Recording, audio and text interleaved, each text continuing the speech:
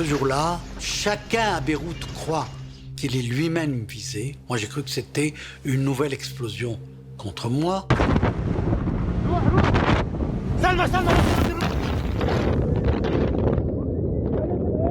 Everybody believed that the bomb exploded just next to him.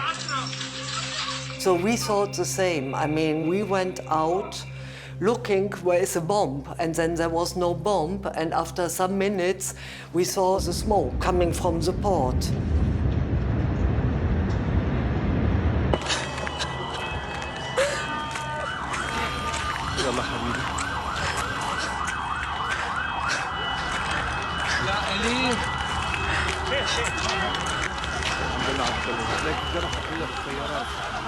You have to see it, otherwise you will not believe it.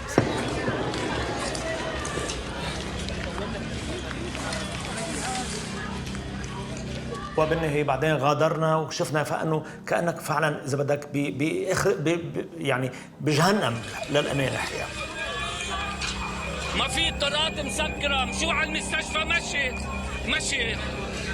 La ville rentrant dans un cercueil dont elle n'est pas sortie.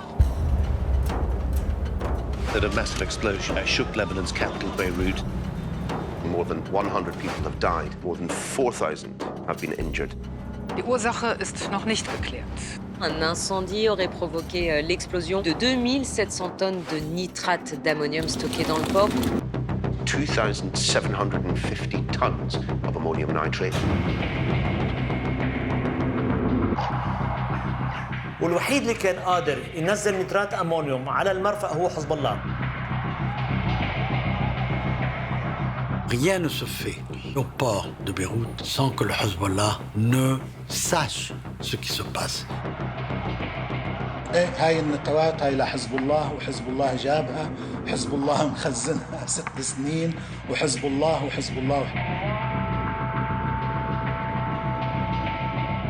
أنا أود أن أؤكد اليوم، أن أعلن وأؤكد نفياً قاطعاً مطلقاً حاسماً أنه ما في شيء لإلنا بالمرفأ. The Hezbollah is a political party, that it is a social movement.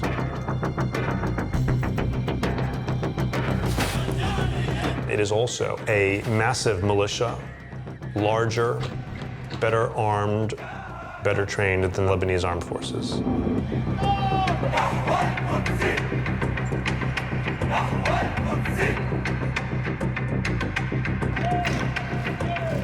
It is an international terrorist organization.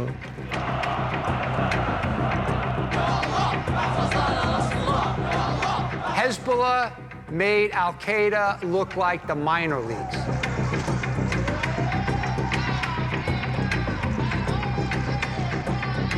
We determined during Project Cassandra that Hezbollah was operating like a global drug cartel.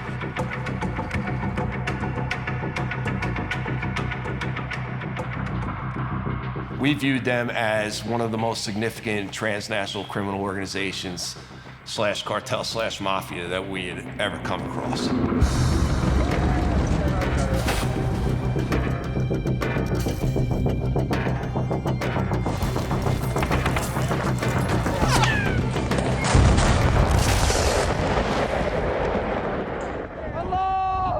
Hezbollah's dangerous. Hezbollah's big.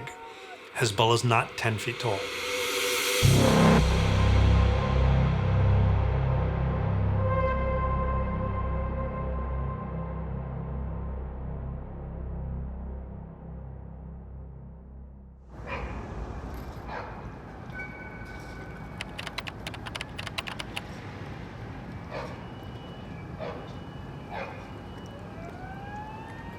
The shadow of Hezbollah lies over the Beirut port explosion, and any investigation seems impossible.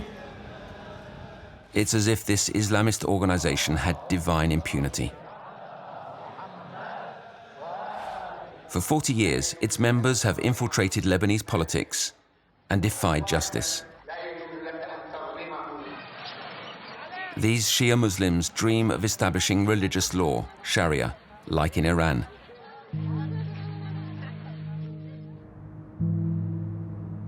Yet, in the mid-2000s, several agents from the DEA, the US Drug Enforcement Administration, tried to secretly bring down Hezbollah.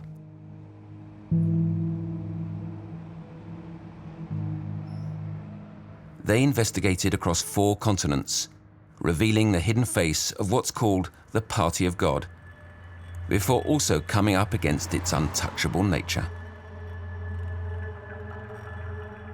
Their operations codename was Cassandra, like the Greek goddess who foresaw misfortune, but whom nobody heeded.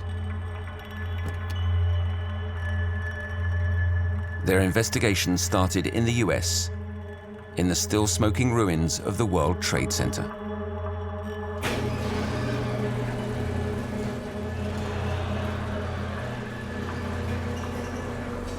I'm a former agent with the Drug Enforcement Administration, known as the DEA in the United States. I worked in the DEA for 28 years. The Drug Enforcement Administration was formed to be the lead agency in America to go after the drug trafficking organizations.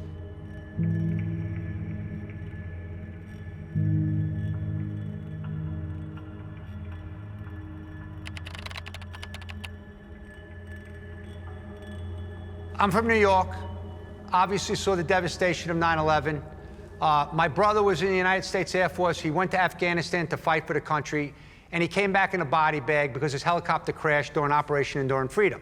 So I'm very passionate about national security and public safety. So I was actually given a golden opportunity to run the DEA Special Operations Division post 9/11.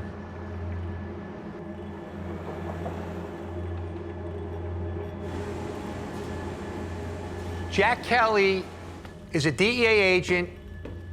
We recruited him to work at the Special Operations Division. When he first got there, he was working in the Latin America section, which was focusing on Colombia, so he became the leader of the team.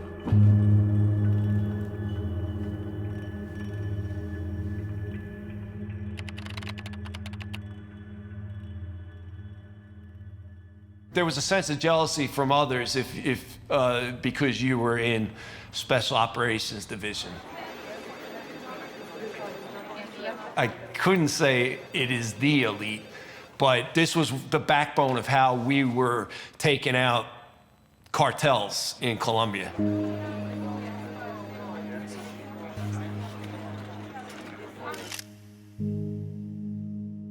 I applied to DEA right when I graduated, so all of a sudden you're carrying a gun, you got a badge, you're a federal agent, you're assigned to New York, and you're only 24 years old. So it was a pretty amazing feeling. This is the battlefield. And this is the enemy. It is a crack epidemic. Most of the guys I was working with were older than me. It almost seemed like I was a pit bull, and they would unleash me and say, "Go get that guy," you know. And I'd get on these foot chases in Manhattan, some that lasted 3/4 of a mile. I don't think I ever failed at catching my prey. So I'm a supervisor now at Special Operations Division. The idea is to follow the money. So us in an undercover fashion is posing as criminals that know how to launder money, and we would do that for the cartel, and that would afford us to infiltrate cartels to the highest level because we're doing what their bosses consider the most important thing, getting the money back into their hands from the drugs that were sold in places like the Bronx, New York.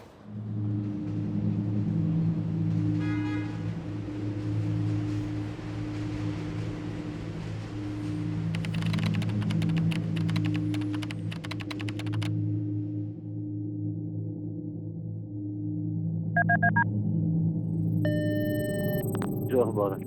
تمام الحمد لله، ماشي حالها، ظبطت موضوع البيعة وكل شيء؟ الفينكا؟ ايه معلوم، كتر خيرك، شو طلبت؟ مبروك، ماشي الحال. During the wiretap investigations in Colombia, we were intercepting a lot of Arabic conversations. That was something new to me as the head of the Special Operations Division. Like, I didn't really understand it, and I had to learn over the years, like, what was going on. الو بدي منك معروف ضروري جدا جدا. قول لي بشوف. بدي مرة 20,000 الله يخليك ضروري جدا لها ما في يوم من الليل على بكره الصبح. The information we're receiving is that Hezbollah as an organization has made a presence in Latin America specifically to be involved in the cocaine trade and cocaine proceed money laundering.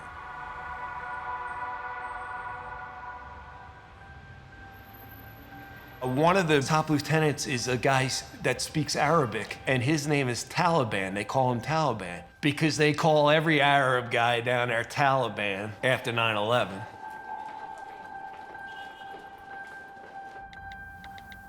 We do some searches, some quick searches in different databases, and we find out that his name is Chekri Harb. And Chekri Harb was known to people in the United States government.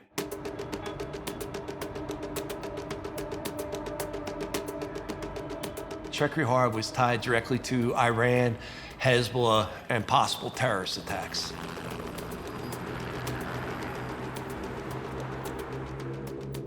So what happens is we introduce undercover agents. One of the undercovers is because he's of Lebanese descent, speaks Arabic fluently, and is actually gonna meet Chekri in Colombia. So Chekri Harb tells the undercover, I move multi-ton loads of cocaine to Port Aqaba in Jordan, and then it gets moved through Syria into Lebanon.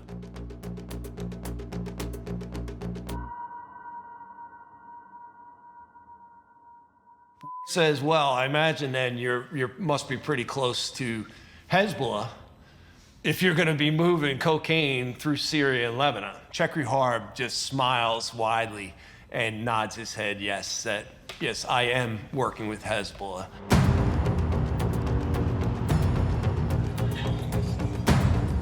So Chekri Harb says to the undercover, we have a project for you. We have $20 million that needs to be laundered. Can you do that for us? The undercover says, certainly we can do that for you. Our undercover agent did such a good job convincing them that he was this real bad guy. They offered him the contract to pick up $20 million, which he did. $20 million is a lot of money. I'm not aware of too many, undercover agents picking up $20 million from bad guys.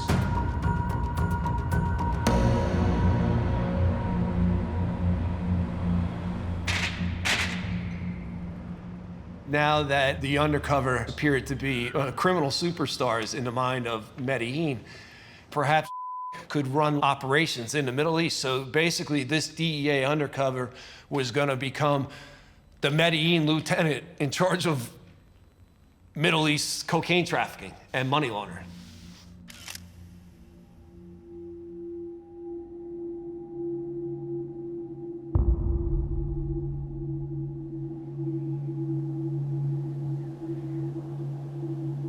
We have found this incredible new definitive tie between Colombian cocaine trafficking, specifically out of Medellin, to an Islamic extremist terrorist organization that killed more Americans than anybody before 9/11.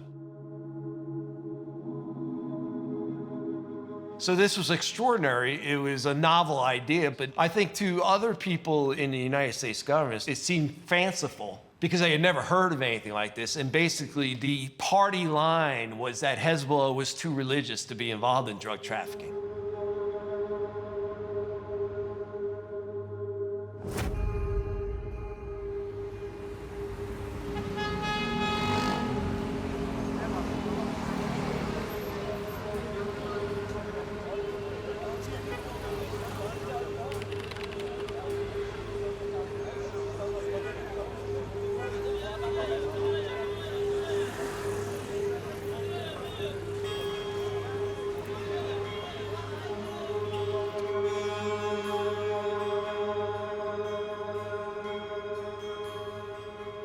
ماذا يقول الأمريكي للعالم؟ لماذا هو ضد حزب الله؟ بالنسبة للمخدرات نحن نرى أنها حرام، لا يجوز لا شراءها ولا بيعها ولا المتاجرة بها.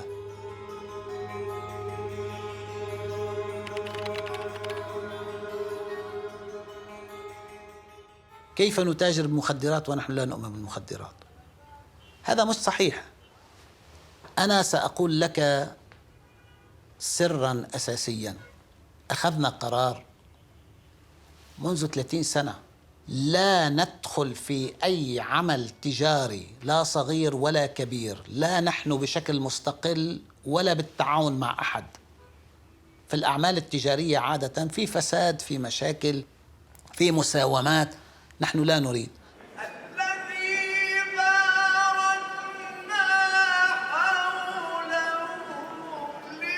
يقول حزب الله هو متورط في الفساد وتبييض الأموال وكذا من الأمور اللي تعتبر سيئة حتى يشوه سمعتنا، حتى يقنع جماعته وشعبه بأنه هو عم يعمل عمل صالح في مواجهة ناس إرهابيين أو فاسدين. كل هذه الرصاصات والبنادق والقبضات ودماء الشهداء في فلسطين تقول للعالم كله أن بعد عشرات السنين مساوئ التيئيس قد سقط.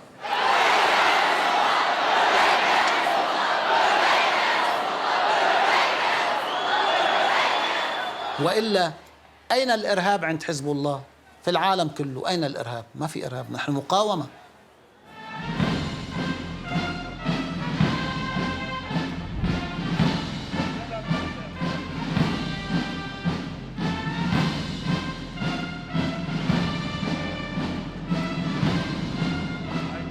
ما بدكم إياه يقاوم؟ حزب الله مقاومة وصادق، وعلى كل حال تجاربنا تدل عليه.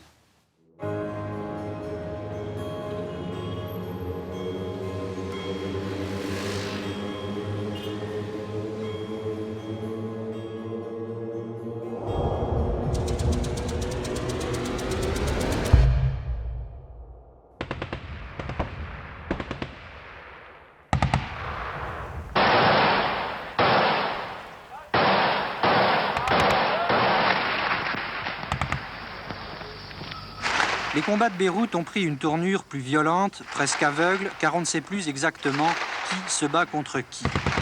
Les affrontements restent localisés. On the tracks of the Hezbollah drug traffickers, the agents of the DEA plunged into the bloody, chaotic history of Lebanon, birthplace of the Party of God.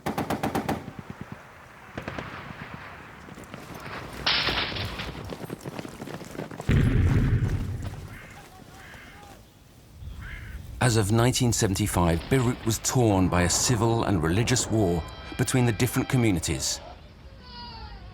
Christians, Sunni Muslims, Shia Muslims, Druze, and Palestinians waged an endless war.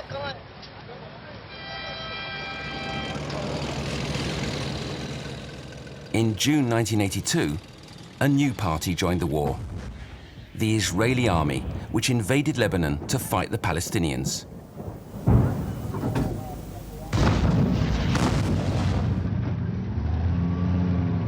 The fighting threatened stability in the Middle East. French and American soldiers came to keep the peace. They became the target of an unknown organization which had sworn to rid Lebanon of any foreign presence. The dirty war began. عندما نشأ حزب الله سنة 1982 كنت أيضا من المؤسسين في حزب الله. لم نكن مقتنعين أن دور الغرب دور إيجابي في لبنان. بطبيعة الحال نتمنى في كل لحظة أن يخرجوا من لبنان وأن لا يؤثروا في الواقع اللبناني. الله أكبر بحول الله وقوته يا Beyrouth, à nouveau, ce soir, endeuillée par un terrible attentat, mais cette fois, ce sont les Américains qui étaient visés, en leur propre ambassade. Aux dernières nouvelles, on parlait d'une quarantaine de morts.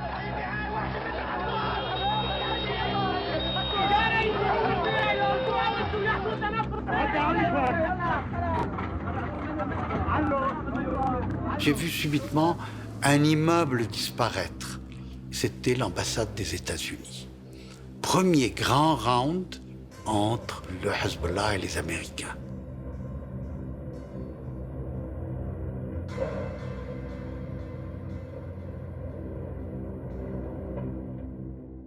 Les seconds attentats visaient la force multinationale qui était formée d'Américains principalement, mais aussi de Français, de Britanniques et d'Italiens.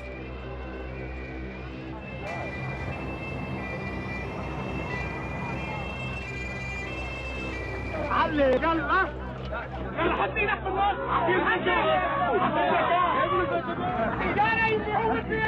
figured it had to have at least 2,000 pounds of TNT.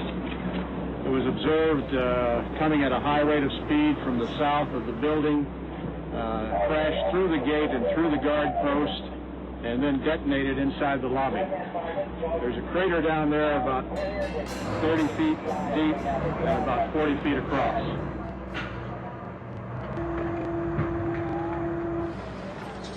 بلبنان كانت تقريبا مثل ما قلت اول عمليه انتحاريه حكم ما كنا شايفينها قبل هلا نهائيا حتى بالمنطقه ما كنا نسمع بعد بالعمليات الانتحاريه حكما حزب الله كان تقريبا هو ادخل هالنوع من الجريمه الى الاراضي اللبنانيه.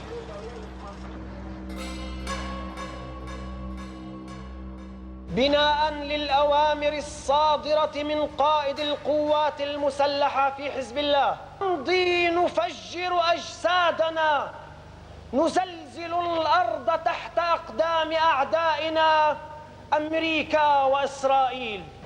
لبيك يا حزب الله، لبيك يا حزب الله.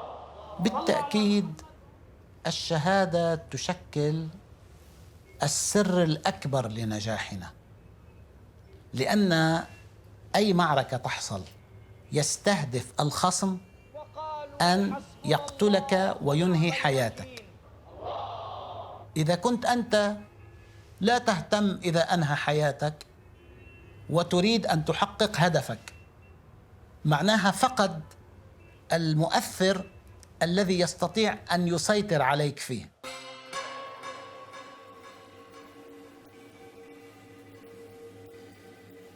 A suicide bombing is a message, we will stop at nothing. We are smarter than you. You are a big bureaucracy and we can beat you.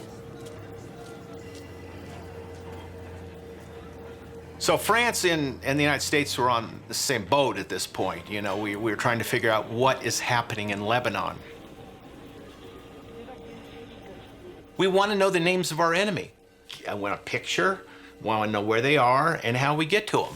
And once we find them, we have Delta Force, which I work with very closely, we can go kill them. That was my orders.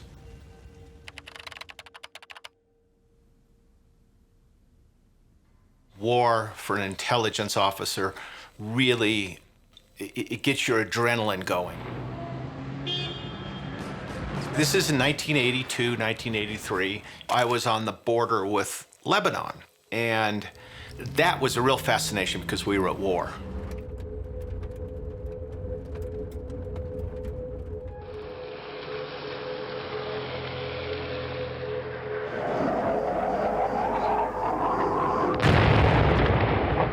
You're seeing the Israeli jets come down the Bekaa, you're driving down the road, and the New Jersey is shelling above you.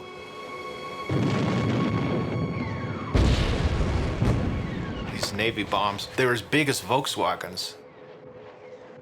So that was my entree into the Middle East.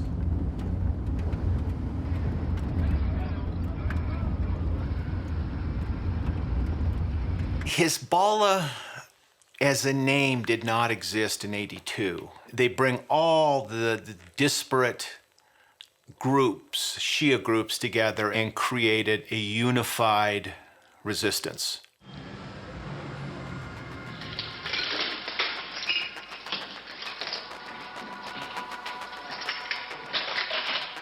ولا نريد للاحتلال أن يتعرف عليهم.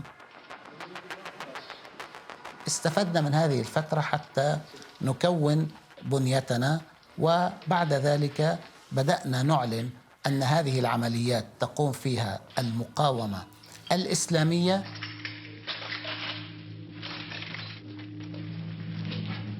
ثم أعلنا بشكل رسمي عن حزب الله في سنة 1985.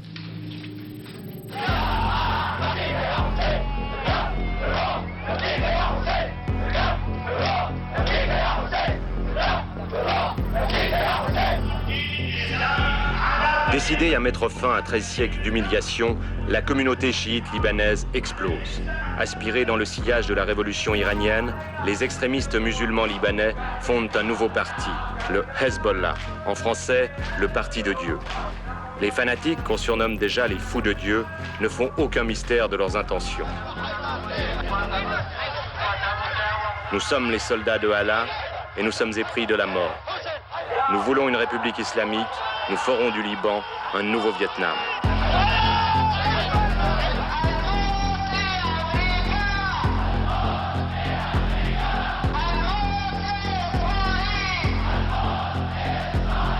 Remember, 1982 is just not quite 3 years after the Iranian Revolution. And for the Iranian Revolution, one key pillar was the export of the revolution.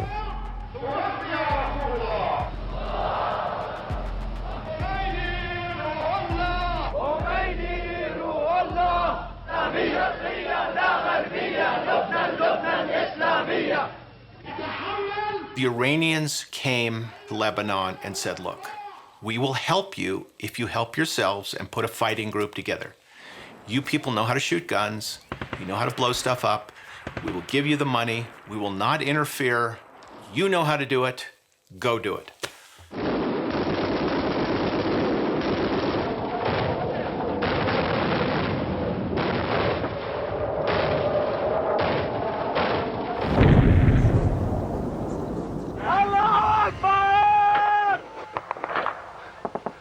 On était pris déjà dans l'engrenage et le Hezbollah était devenu un acteur principal avec le nouveau style, les voitures ou les camions piégés avec des conducteurs suicides.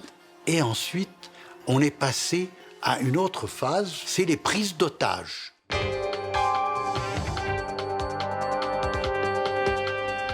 Good morning, everyone. It's the third hijacking this week involving Beirut, and this time the plane and most of the passengers are from the United States.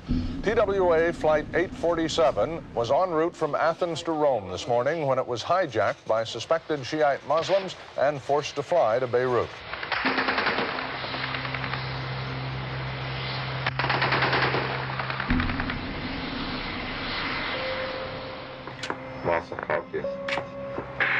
They are beating the passengers. They are beating the passengers. They are threatening to kill them now. They are threatening to kill them now. We want the fuel now. We're standing in front of the TWA Flight 847, only a few feet from the cockpit. I can see Captain John Tesfrake next to one of the gunmen in the cockpit. How do you feel? We'll ask you more questions when the engines are off. Captain Tesfrake, can you tell me what has happened to you and what's happening to you now? Not very much is happening to us now. Can you talk to them? Do they speak English? Can you communicate with them? Sometimes better than others. It depends on who's on board. Goodly. Captain, many people in America are calling for some kind of rescue operation. I think that we'd all be dead men if they did, because we're continually surrounded by many, many guards. Do you have any thoughts on whether or not the United States should have it? C'est Imad Mournier qui est dans le cockpit de la TWA. Mournier was the big point man for Hezbollah's early terrorist activities. He was not a particularly religious person at first. He served as a bodyguard, but went on to become the head of Hezbollah's terrorist operations, in part by being involved in almost everything from the beginning. Here's a guy who was on the kill list of the Mossad, of the CIA for many years.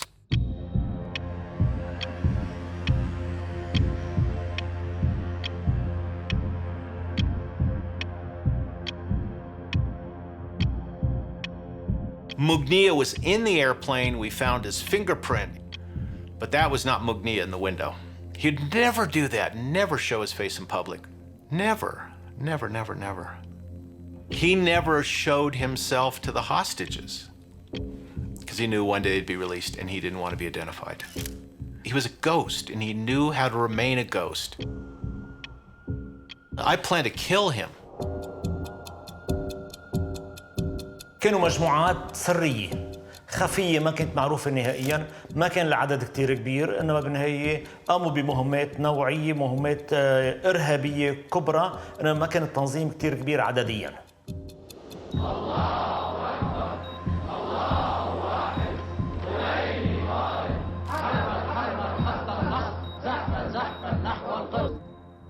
حزب الله لم يكن لديه أي علاقة بعمليات الخطف ولا بعمليات التفجير التي حصلت للمارينز وللمظليين الفرنسيين.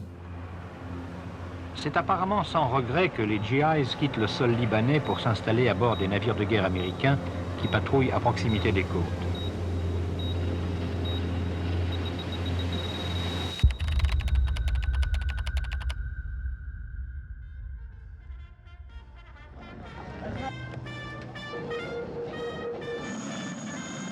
The Iranians oversaw the most potent asymmetrical military force in modern history, or ever.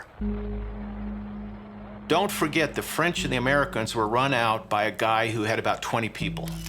In history, there's nothing to compare it with.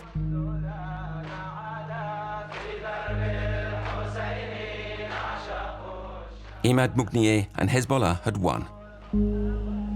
The Americans and French left Lebanon, humiliated and scarred by constant suicide attacks and hostage-taking. But this dirty war of the 1980s left its mark. Since, Washington labeled Hezbollah a terrorist organization, and Imad Mughniye became a marked man. 20 years later, when the agents of the DEA launched Operation Cassandra, they thought they could avenge those who had died in Beirut and eliminate their old enemy, Imad Mughniye. The infiltration of Hezbollah's trafficking networks was organized in Jordan. But the agents from the CIA, the American Secret Services, were not happy to see these cowboys on their territory.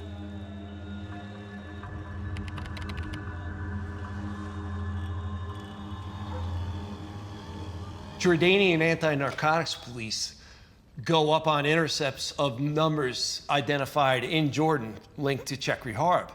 And what happened is that there was going to be a big meeting in Amman, Jordan. And at that meeting, Chekri Harb was told to introduce the DEA undercover to an extremely significant member or members of Hezbollah. فانطلت هذا قلت لي ساعة قوية وكل شيء فيش مشكلة بالمرة. حط جرايك بمي مسقعة، بتعرف شو بمسقعة؟ ايه، كون نحن عارفينه منين جاي، هي أهم شيء. لا ساعة ما تحكرش الهم، من هالناحية ما تحكرش الهم. ايه. We were hearing and we believed for various reasons that Harb was under the guidance and protection of Mughniya.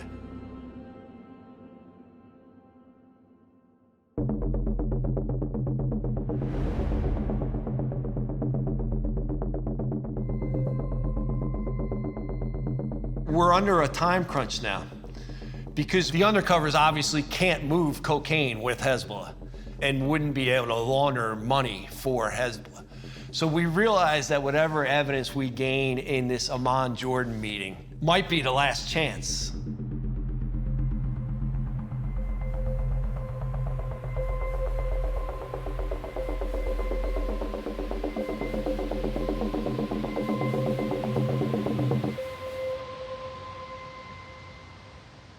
And a day or two before, the meeting was shut down by members of the U.S. Embassy in Jordan. They did not allow the undercover agent to meet with the operatives on the ground in Jordan. And there was no real explanation given, which, to be honest, was very, very annoying and very disturbing.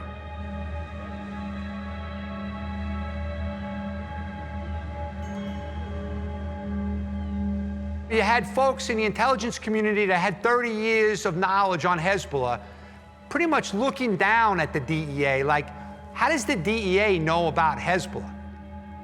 DEA became like a fly in their soup.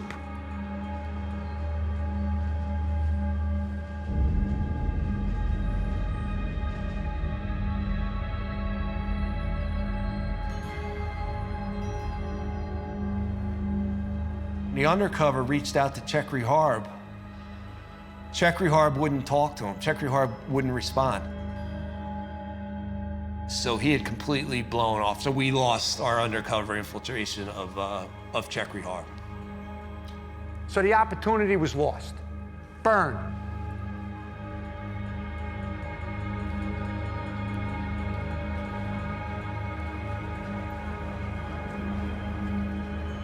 Not only was the opportunity burned, but our DEA undercover's life was now in big-time danger. As the head of the Special Operations Division, that pissed me off.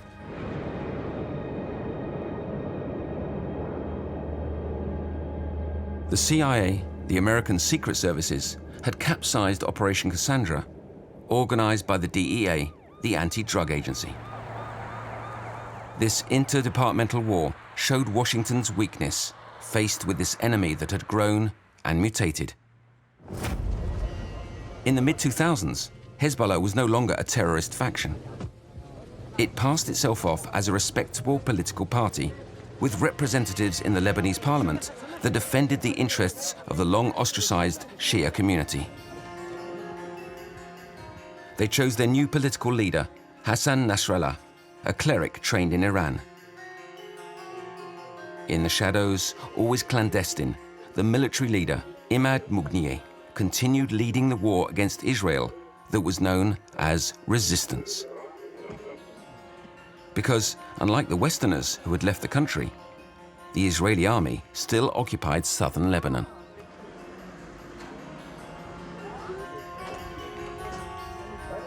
الإسرائيليين والغرب لا يعرفون طبيعة قناعات ومبادئ حزب الله. حزب الله يؤمن بالإسلام، والإسلام مبني على الجهاد.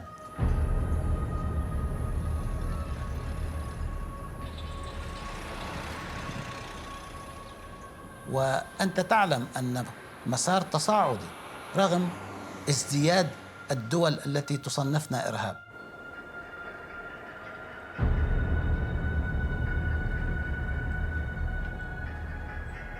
نحن لسنا بحاجة لأحد، بحاجة أن نعيد أرضنا ونحرر بلدنا.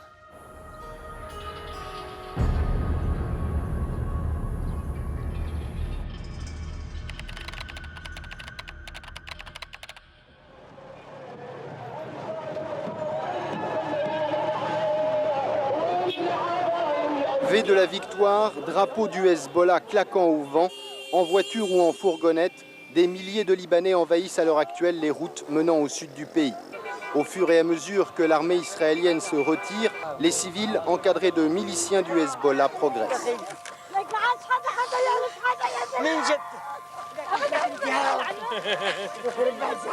Pour la plupart de ces hommes et de ces femmes, cela faisait 22 ans qu'ils attendaient ce moment-là.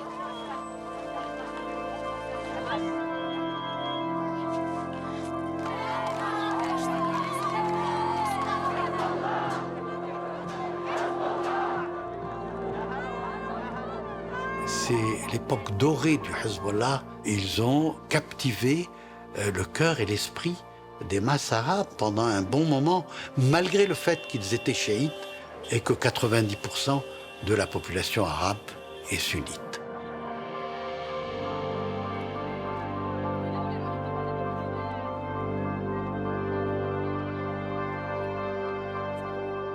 You have to look at Hezbollah, I mean, whoever side you are on, is Robin Hood.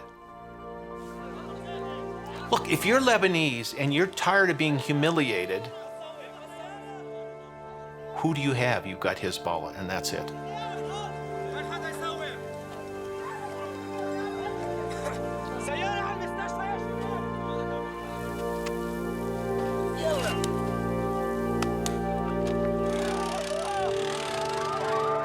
ختاوي صغار كبار كله كان يلا، حتى في مواقع يعني حزب الله قالوا لي يا عمي طولوا بالكم شوي انه حتى بس يفلوا.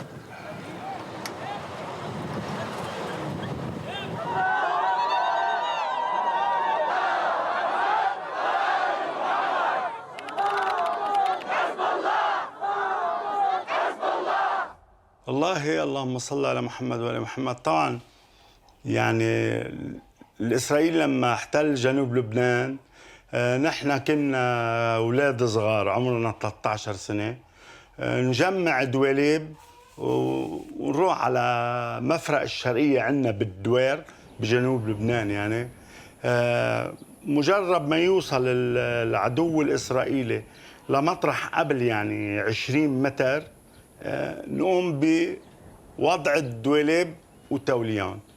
بأكثر المرات كانوا يلقطونا ياخذونا على المعتقل يضربونا كم كاف. 13 سنة ولد شو بدوا يعملوا ويزعبونا مشي، نعود تاني يوم نعيدها. هي ذاتها يعني. هذه أول العمليات.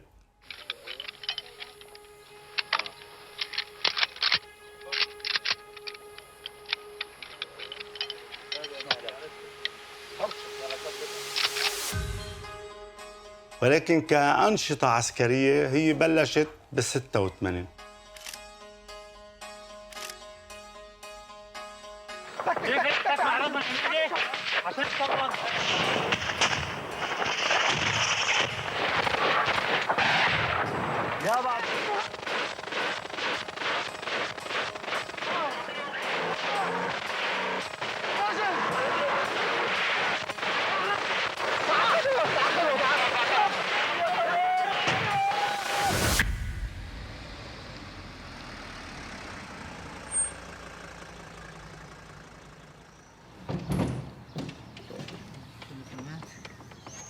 كله تمام. اخبط بسكرها لها.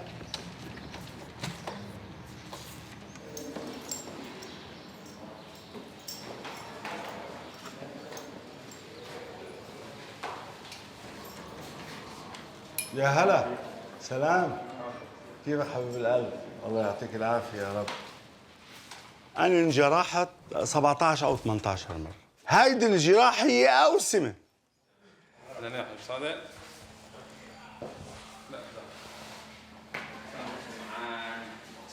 يا الله، هذا حزب الله هو هيدا الحزب.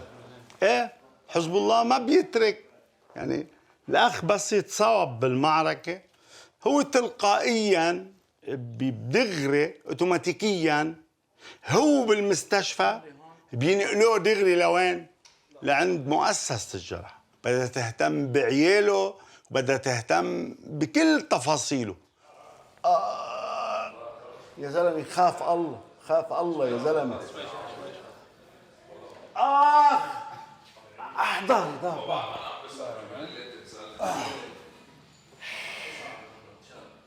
ظهري لا طلع. For Hezbollah, fighting, politics, social welfare provision, they are all about creating a culture of resistance, of muqawama.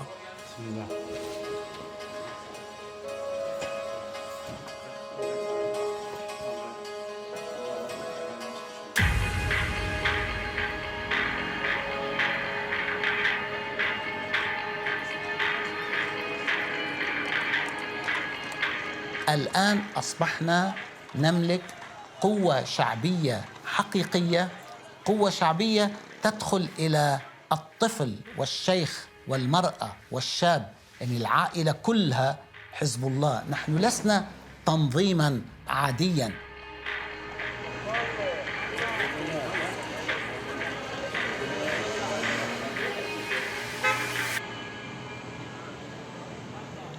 سماحة السيد هو الرئيس الأعلى السياسي وهو الرئيس الأعلى الجهادي. عندنا لا يوجد فصل. Hassan Nasrallah est un homme remarquable et redoutable. C'est un homme qui est un tribun hors du commun, qui a une langue arabe parfaite et donc qui peut s'adresser à tous les musulmans du monde. أن نتبنى غيره كوننا مؤمنين عقائديين هو مشروع الدولة الإسلامية وحكم الإسلام. Think of Nasrallah's Robespierre. Uncorruptible, trying to create a revolution, and has done the best he could.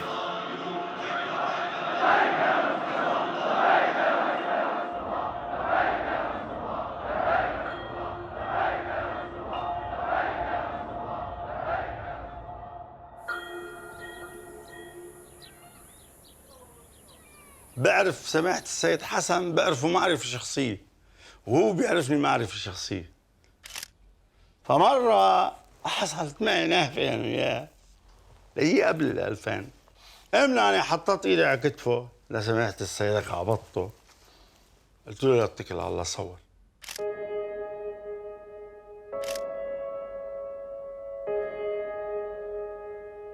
هيدا الخاتم من سماحة السيد، هيدا المصحف من سماحة السيد.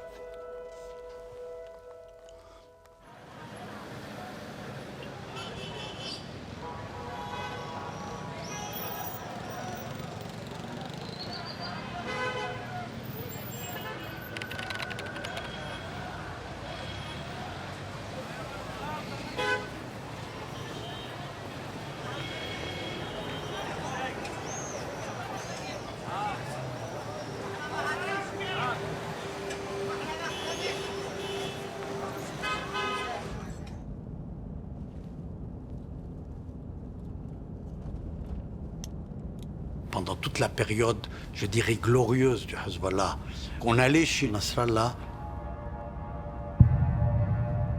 Et je me souviens, on change de voiture.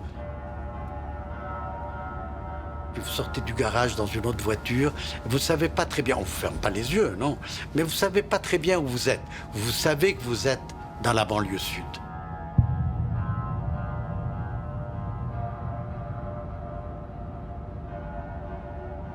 C'est qu'il y a un quadrilatère, ce qu'on appelle le Murabba, le quadrilatère du parti, c'est quelque part là-bas.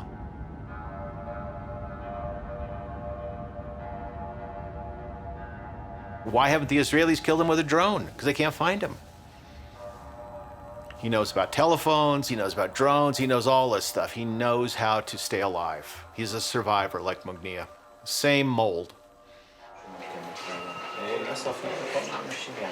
Il est parfois très franc, parfois il affleure les sujets. Et là, vous devez savoir qu'il y a un peu ce qu'on appelle chez nous, dans les communautés musulmanes, je suis bien placé pour en parler, parce que les Druzes aussi la pratiquent, ce qu'on appelle la taqiyya. La taqiyya, ce n'est pas une duplicité, mais on affiche une sorte de bienséance, qui ne dit pas toujours toutes les vérités. On ne voyait pas encore en lui l'ogre qui allait dévorer le Liban plus tard.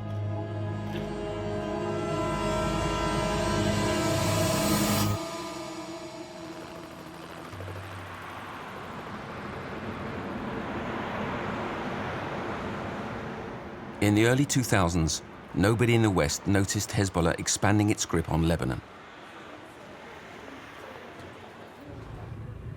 At the time, the international community was focused on Iraq. The US had just invaded the country and was facing fierce resistance from local militias. Many of them were Shiite, armed and financed by Iran. What America didn't know at the time was that Lebanese fighters from Hezbollah had come to help their Iraqi brothers in the name of Shiite solidarity and the fight against their common enemy, the Great Satan.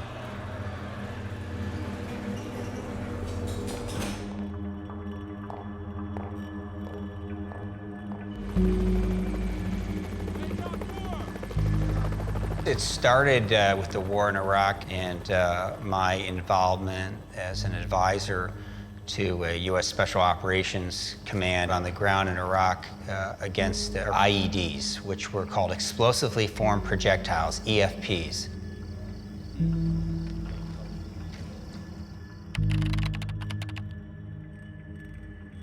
This weapon, the way it was designed, had extraordinary ferocity and explosive impact.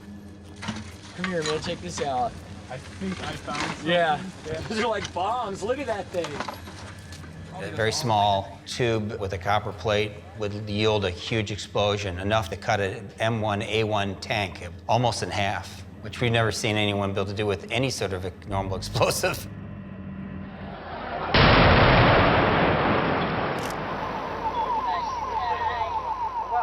It was a signature weapon, so the fact that it was being used against American forces told me that Hezbollah had to be on the ground. Hezbollah instructors train approximately 20 to 60 Iraqis at a time, sending them back to Iraq, organized into these special groups. They're being taught how to use EFPs, mortars, rockets, as well as intelligence, sniper, and kidnapping operations.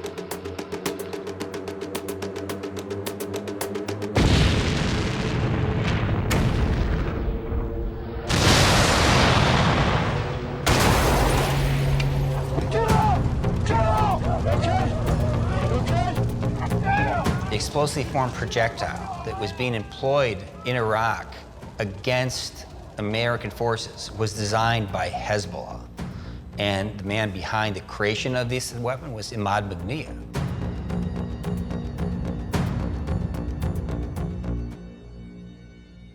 So I started hearing about the President's Man. They called him the President's Man because he had worked directly for President Bush in the Bush White House.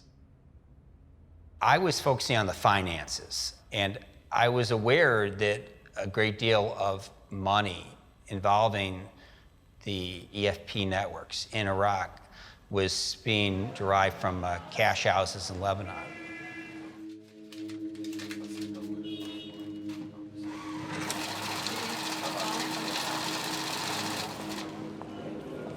Something sort of remarkable happened. We started to see phone selectors that were tied to the financing of IED attacks in Iraq that were then apparently in touch with numbers in South America.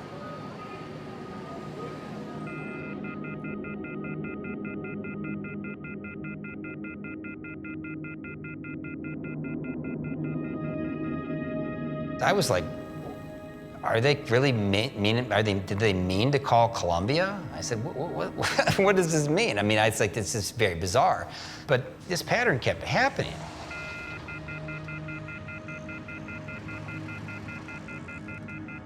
Why are these people in contact? What are they talking about? What are they doing? And I realized suddenly, are these guys turning to Colombian sources of narco financing to fund their operations on the ground in Iraq? I mean, I was just like, it just a light went on in my head because I was familiar with narcotics trafficking, global money laundering for organized crime.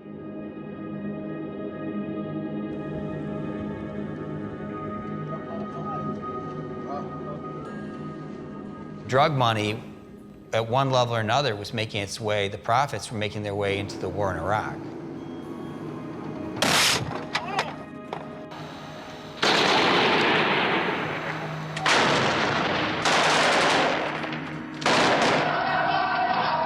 Wow, if we could track this money and we could tie it to drugs, and then we were to pursue the drug trafficking and start to take down the drug business, we could start to really put a financial hit around Hezbollah's ability to operate in Iraq.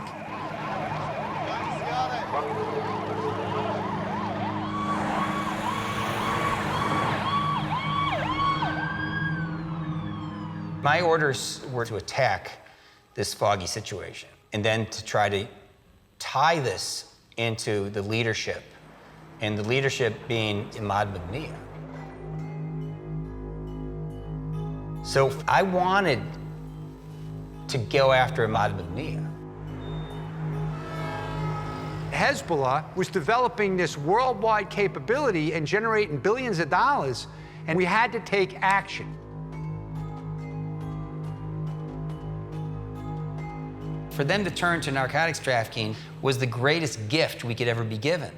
Suddenly we had a way of using lawfare, not warfare, to attack a terrorist organization's finances. And when I briefed it up the chain at US Central Command to General Allen and through him to General Petraeus, they're like, hot shit, it's a great idea.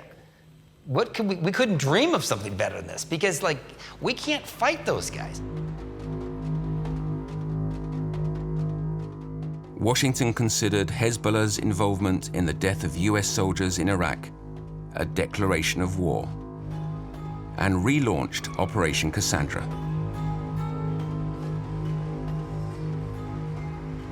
The DEA had a free rein to attack the Party of God in the name of national security. I wanted to go after their money. I wanted to go after their networks. I wanted to take down their finances. I wanted to go after their banks. They had criminalized themselves. We needed to reveal that to the world and to their own people.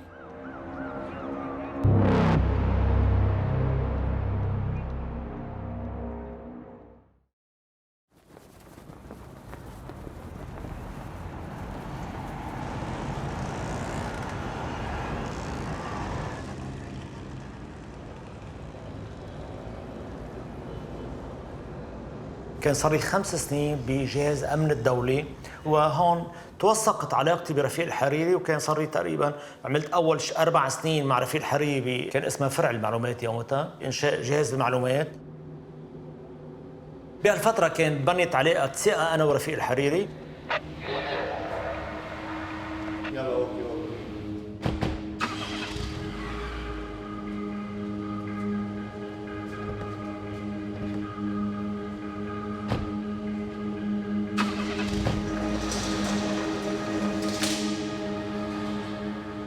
يعني ب 24/12/2004 يعني اجاني مصدر معلومات انه بحملك رساله لرفيق الحريري خليه ينتبه كانه في جو اغتيال الحقيقه.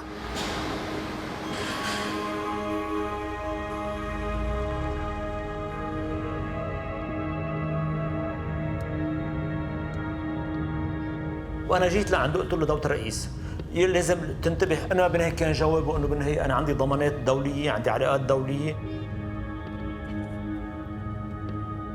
بيجي مصدر ثاني بيأكد المعلومات الأولية، ويرجع تماما فورا أنا بتواجه عند رئيس الحريق رجاء انتبه قد ما فيك عم يحضروا اغتيال الحقيقة، وإذا ظرفك بيسمح غادر البلد بهالمرحلة هي الحقيقة.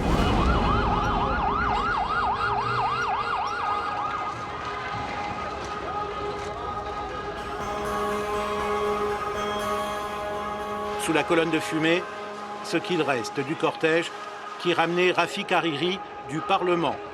L'explosion a blessé une centaine de personnes et en a tué 9. Rafik Hariri a été extrait rapidement de la carcasse de sa voiture, mais son décès a été constaté à l'hôpital. Un cratère large d'une dizaine de mètres causé par l'explosion d'une voiture piégée d'au moins 350 kg d'explosifs. L'ancien Premier ministre avait peu de chance d'échapper à l'attentat.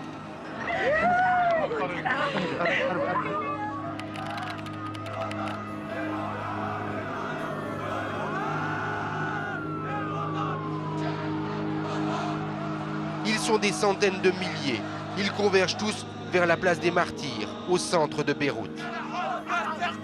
Les slogans sont en fait des insultes à la Syrie et à son président. En clair, la Syrie dehors. Hariri was a threat to Syrian domination in Lebanon. Syria has been a close ally to Hezbollah. Rafik Hariri was pushing too hard on things that were going to undermine their position in Lebanon, and that was not to be allowed.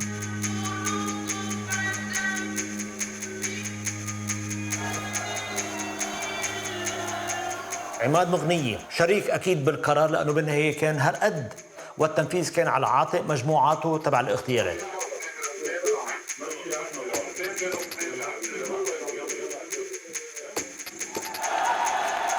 Le Hezbollah a pris le pouvoir le jour de l'assassinat.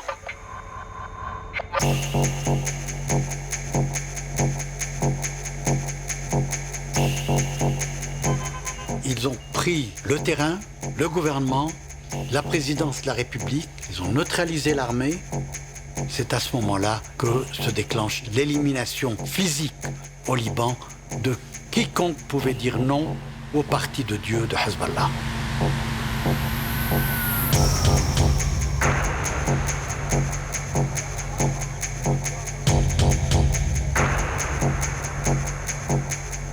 إذا أخذت ماركو بتحط راسك وبتنام وفرده على جنبه وريقه وكل شيء من أحسن ما يكون، ما حدا بيقول له وين رايح. We determined through our investigation that Hezbollah was operating like a global drug cartel. So we wanted to apply the same logic that was successful going after the Italian organized crime families, going after the cartels in Colombia.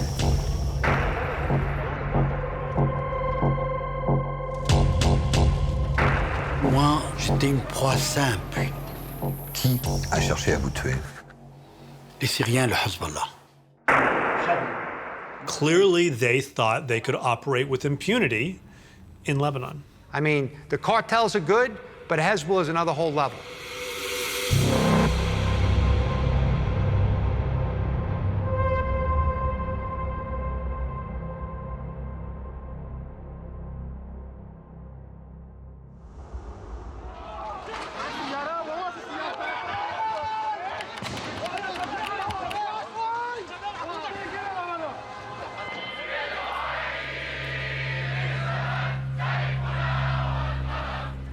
The assassination of Prime Minister Rafik Hariri sent a shockwave throughout Lebanon and the international community.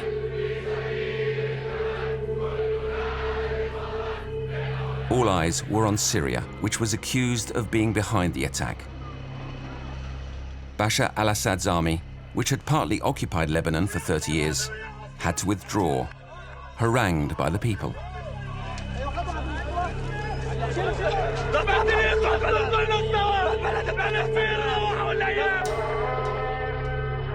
With the Syrians' withdrawal, Hezbollah lost a long-term ally and protector. Worse still, Hezbollah found itself accused of being involved in Rafik Hariri's assassination.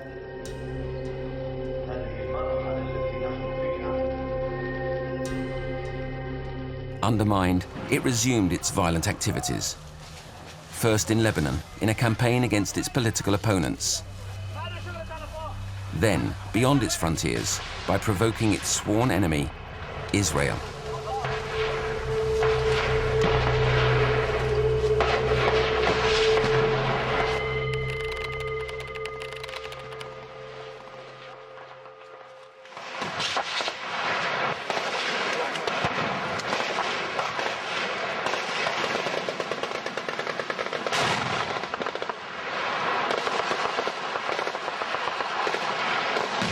لدينا قناعة بأن الأسرى في الكيان الإسرائيلي لا يمكن أن يخرجوا إلا بتبادل الأسرى.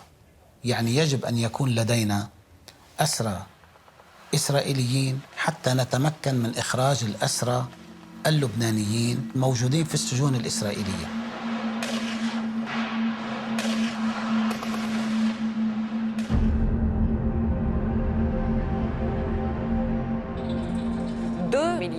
Viennent d'être capturés au Liban par le Hezbollah. 2 militaires ont été capturés par le Hezbollah. On ne connaît pas encore les circonstances exactes de l'enlèvement de 2 soldats israéliens par le Hezbollah, mais l'événement est considéré comme gravissime en Israël.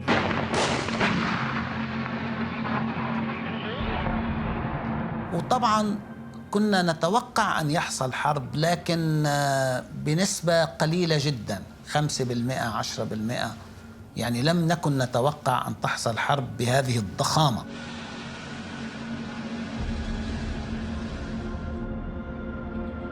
Massés le long de la frontière israélo-libanaise, toute la journée, les chars ont bombardé la région. Les hélicoptères aussi. les forces israéliennes sont entrées au sud Liban. ממשלת לבנון, שהחיזבאללה הוא חלק ממנה, מנסה לערער את היציבות האזורית. לבנון היא האחראית.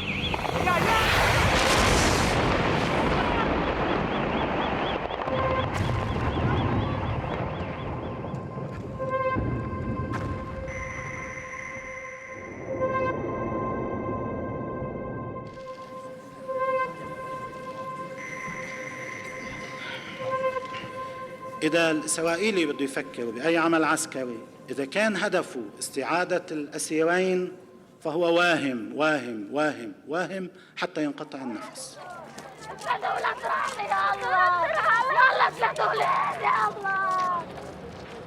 وأنا هون خليني شك تماماً إنه قد يكون أحد أسباب حرب تموز هو نحن مواجهتنا لحسن نصر الله ولحزب الله بالوقائع اللي بتقول إنه حزب الله قاتل رفيق الحريري. هو بلش، هو خطف يومتها جنديين إسرائيليين لفجر الوضع مبدئيا.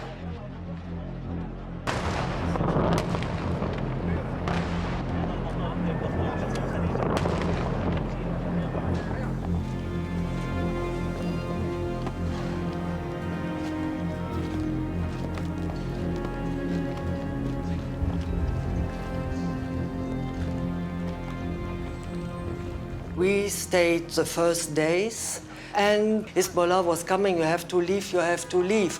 So I believe profoundly that Hezbollah expected what would happen later. They expected these extremely heavy bombardments.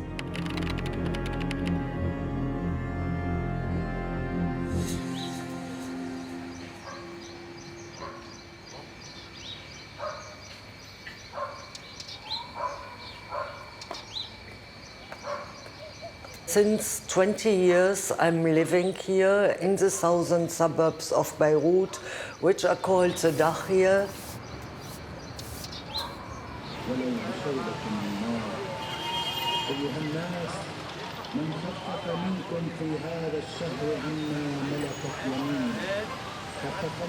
So we are really in a kind of ghetto here, controlled by Hezbollah.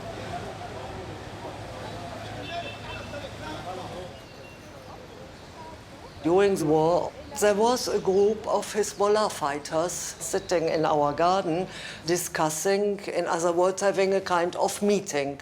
And I was panicking because I thought if the drones will capture Hezbollah sitting in our garden, they will bombard the whole house. And as there was this kind of tension, I made a very bad joke. I don't know what took me, but I just said, "Do you would like to have a picture of you?" And somebody answers me, "If you take one, the Americans would pay you $1 million. So, I said, sorry, it was a bad joke. I will go up to the apartment, I need some clothes, and I will leave. So I left, and 2 years later, the Hezbollah commander, Imad Mournier, is assassinated. And all of a sudden, there's this huge 3-meter-long posters everywhere in the street of Imad Mournier. And I'm telling myself, I have seen him. And at one point, it just made this click, and I realized the guy who told me the Americans would have paid you $1 million was Imad Mournier.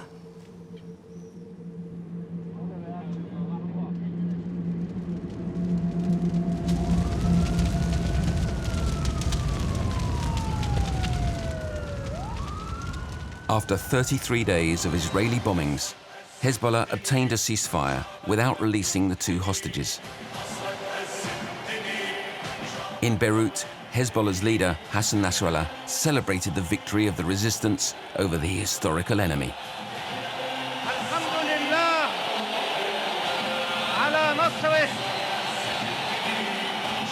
Hassan Nasrallah strengthened his hero status throughout the Arab world.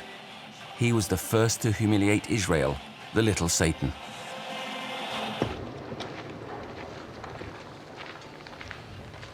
Money was needed to finance Lebanon's reconstruction.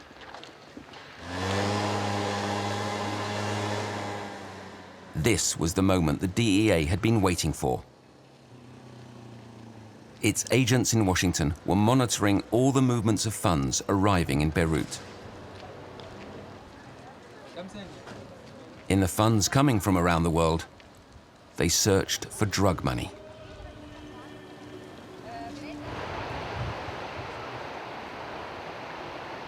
In 2006, Israeli Air Force destroyed every major bridge in Lebanon. They destroyed many of the road systems. Airport was impacted. The place was chaos. Lebanon was in deep trouble financially. Normally, somebody bombs a country, their credit rating goes down, money doesn't flood into their country, okay? I'm a finance guy. This is not how things normally work. But in Lebanon, miracles happen. They need the money, and lo and behold, what happens? This amazing amount of money was rushing into Lebanon. I remember well, the war ended at 7 o'clock, 8 o'clock in the morning. Hezbollah was present everywhere. People were able to go somewhere to complain that they had lost their house. A member of the family was killed. Thousands of families had lost everything.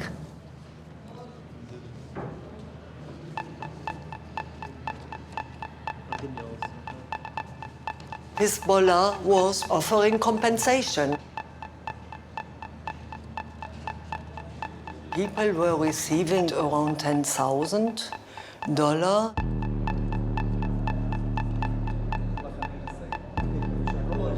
The money was, of course, coming from Iran.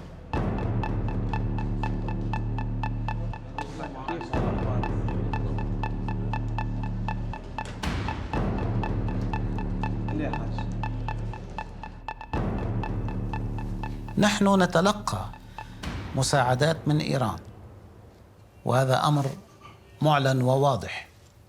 لكن حزب الله أيضا لديه موارد من أموال الخمس التي يدفعها المؤمنون.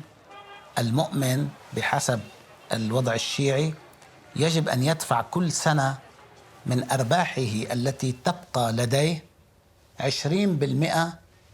يدفعها لعالم الدين من أجل صرفها على قضايا المسلمين وعلى الفقراء وعلى كل هذه الأمور.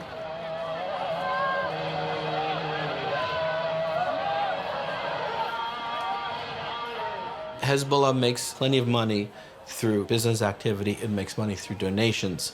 But at the end of the day, they're reliant on Iran for their big bucks. And how much money, more or less, does it represent? Hundreds of millions of dollars a year. Hundreds of millions of dollars a year in cash. عادة نحن لا نتكلم عن أرقام الموازنة ولا عن أعداد السلاح ولا عن أعداد الأفراد. هذه من أسرار الحزب. In 2007, the Lebanese banking system began to explode in growth.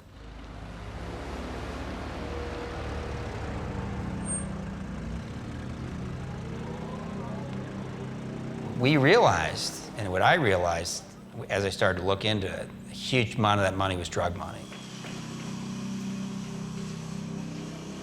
But the key thing is, who organized this scheme? Well, ultimately, Imad Mughniya himself.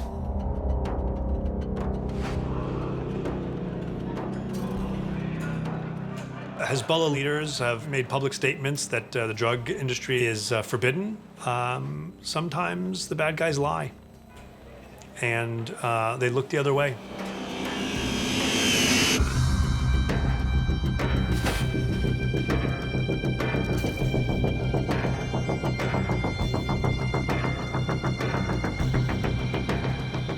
The U.S. Treasury Department is the finance ministry of the United States. And we knew we had power, we knew we had tools, we knew we had authorities to reach into Beirut, to reach into the Lebanese financial system, and put our finger on the scale a little bit and say, okay, now we're going to start impacting your ability to feel comfortable where you thought you were the safest.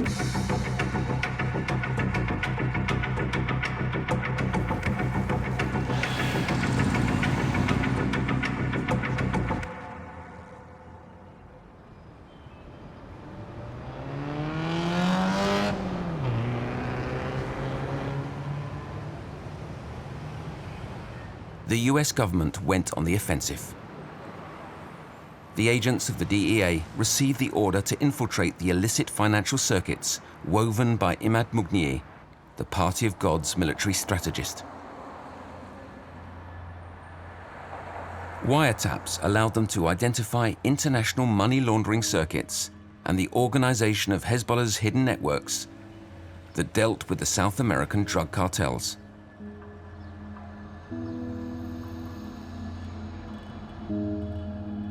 So the team identifying the network, we identified what we called the super facilitators, like the biggest members of the organization. Like in an organized crime family, these were the bosses, right? Or in a cartel, we call them cell heads, right? With Hezbollah, it was the super facilitators.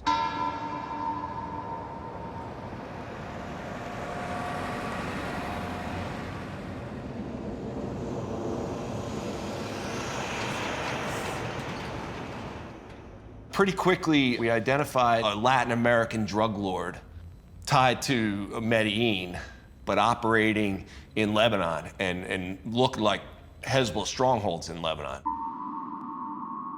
A Lebanese male called Ayman Juma.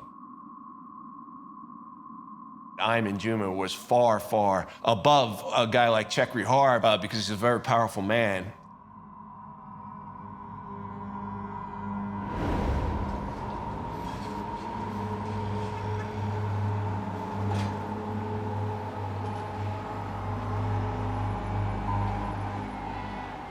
He's the bridge between the Colombian cartel's money and Hezbollah's.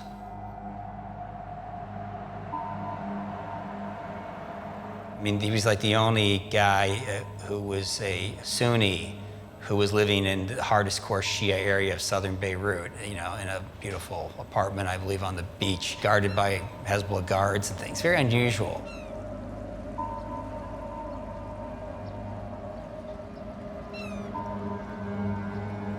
So our entire focus was on Ayman Juma and how we can possibly infiltrate his network right in Lebanon. Ayman Juma wanted to meet with us.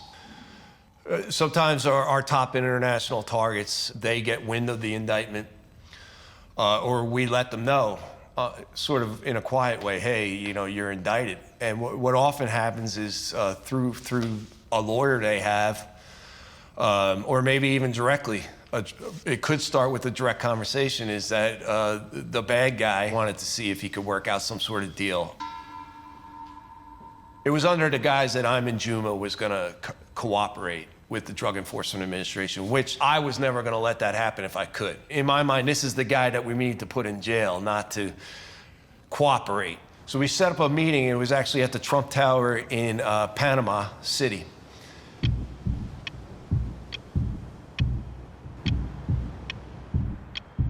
The agents and the prosecutors and the lawyer were all wearing really nice clothes, and I decided to just go in my shorts and a T-shirt into the Trump Tower. And you know, I was the only guy wearing shorts and a T-shirt, but I think I was doing it on purpose because I didn't want to give Juma any idea that I thought like I'm doing anything special for the guy.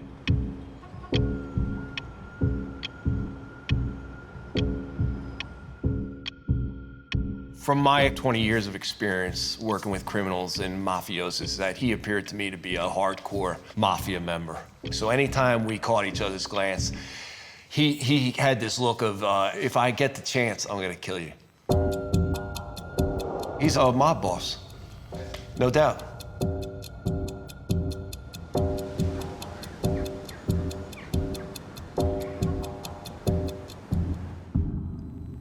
I stayed real quiet through most of the meeting, and then finally I said, you haven't given us shit.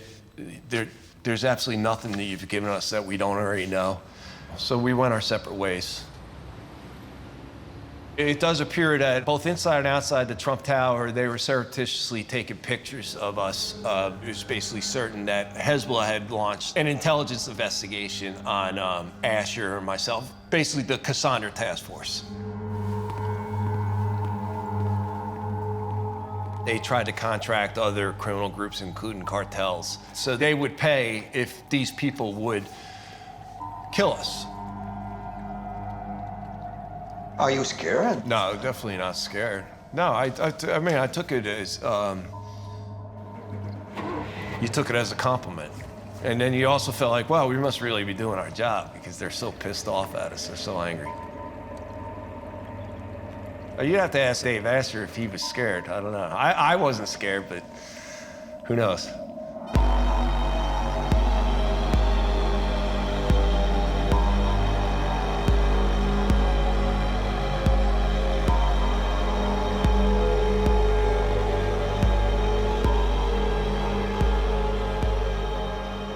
When I started Project Cassandra with my partner Jack Kelly and our fearless leader Derek Maltz, they knew I had another job, but I don't think they quite realized where I worked. You know, I worked at 375 Park Avenue in New York on the 33rd floor for a $2 billion hedge fund where I was a partner. This is my side project.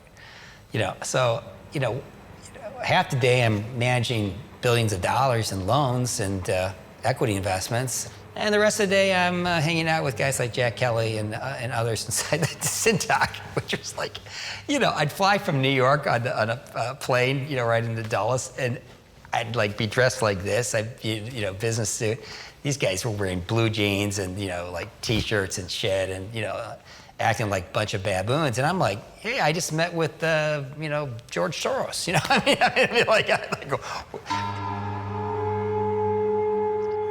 The DEA finally decided to charge Ayman Juma with drug trafficking and money laundering. But he had already fled.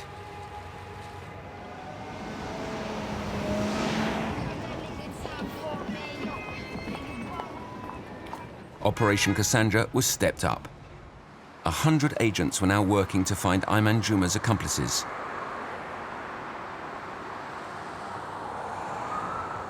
The investigation focused on Venezuela, a South American country hostile to the US. Its president, Hugo Chavez, opened its frontiers to the historical foes of the Great Satan. First and foremost, the Islamic Republic of Iran and its protege, Hezbollah.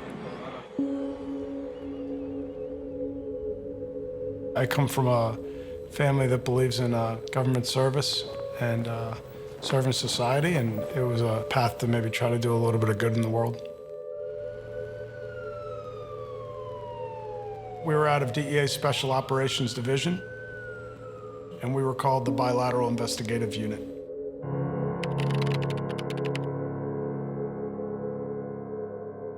So originally we were focused on kingpins, kind of the untouchables in the world, but we quickly started to really see a big nexus between a lot of these groups involved in terrorism and how they're being financed through the narcotics trade. Derek Maltz was our special agent in charge for most of my tour there. Derek's the best. And we started realizing how Hezbollah was moving operations into Venezuela in an opportunity to generate, millions and millions of dollars to help them fund their operations. It was very apparent after the war in 2006 with Israel, Ayman Juma and the network of Hezbollah operatives were very closely aligned with the corrupt military and corrupt government officials at the highest level of Venezuelan government. What happened was the majority of Colombian cocaine entering the United States and Europe comes out of Venezuela. It's not Venezuelan cocaine, but Venezuela is the gateway. And through our penetrations in Venezuela, we also started to learn a lot about Hezbollah.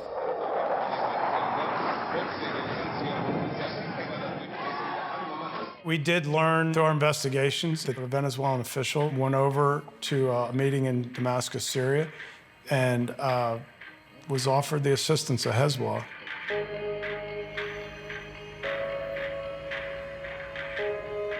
There has been reporting that it was Nasrallah at the meeting. I think it was much more likely that it was Igmad Mughniya, the head of military operations for Hezbollah. Clearly, both were very contrary to the national security policies of the United States. They believe they shared a common enemy, and Hezbollah is certainly offering their expertise in resistance in creating militia systems.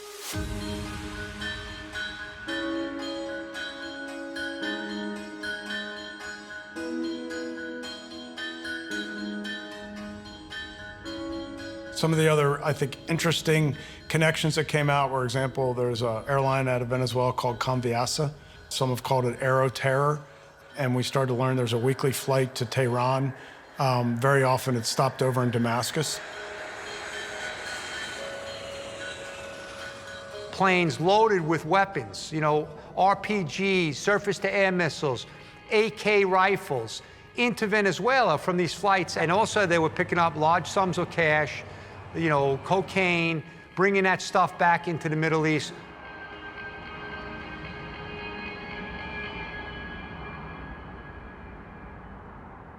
You get 7 to 10 tons coming out of Venezuela a week, okay? 7 to 10 tons is a lot of coke.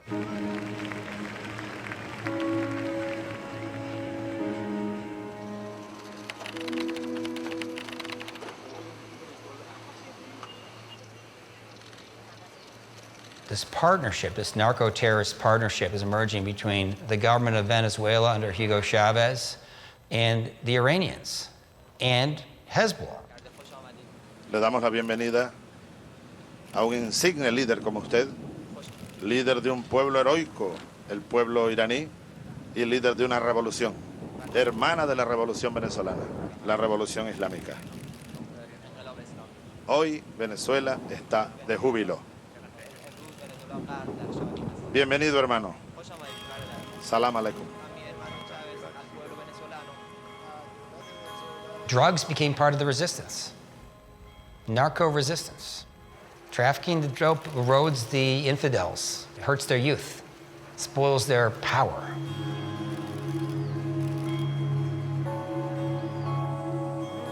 We started to see some really higher-level Venezuelan officials, persons like Tarek El-Assami, who's the former Minister of Interior and I believe the former Vice President.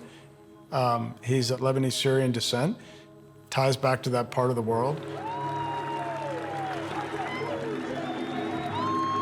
Tarek is one of those really powerful officials who has so much influence in a country that he allows the system to operate. He allows the drug traffickers to be protected. He allows flights to leave without people doing their job and inspecting it. He allows travel documents to be issued for persons in other countries that otherwise might not be eligible for receiving those travel documents. He allows massive amounts of monies to be laundered through formal financial institutions.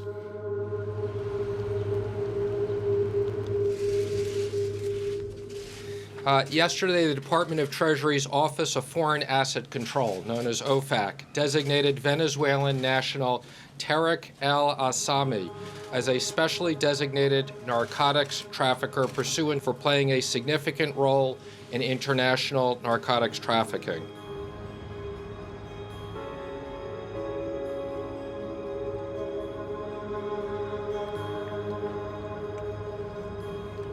Hezbollah wanted to get closer and closer to being involved in the distribution and laundering. So they became sort of an end-to-end element in the drug trafficking.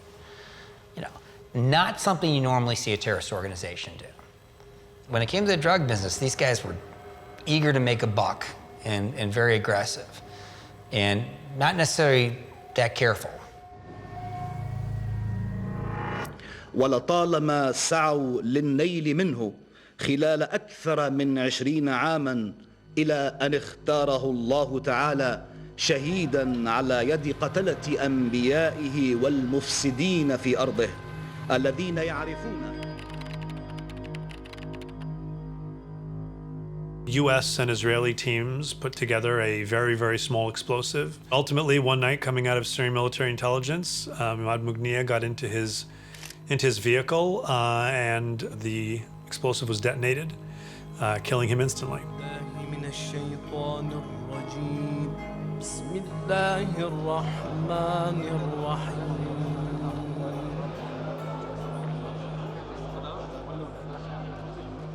Rahimahullah. The man whose existence was denied during life, but in death embraced.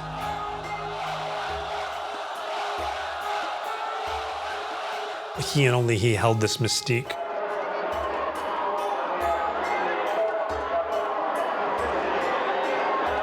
The removal of Imad Mughniya, I think, was a very significant takedown for the organization.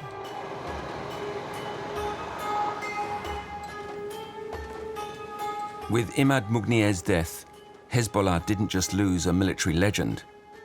It lost the man who controlled the organization's illicit finances. This weakened its power within Lebanon. But the party of God is most dangerous when threatened. Hassan Nasrallah took the ultimate risk, a coup to tighten his grip on the country.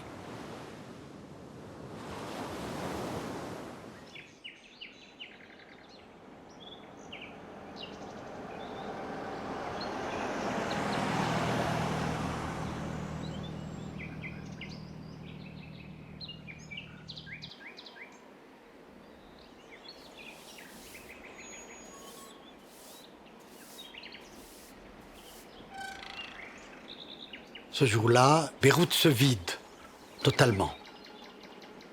L'armée libanaise disparaît comme par enchantement. Et le chef d'état-major, qui était un ami, m'a dit « Sors de chez toi, utilise une voiture blindée, ne t'arrête à aucun barrage. Fonce à travers les barrages et si on tire sur toi, riposte, que tes gens ripostent. » Je suis ministre en fonction.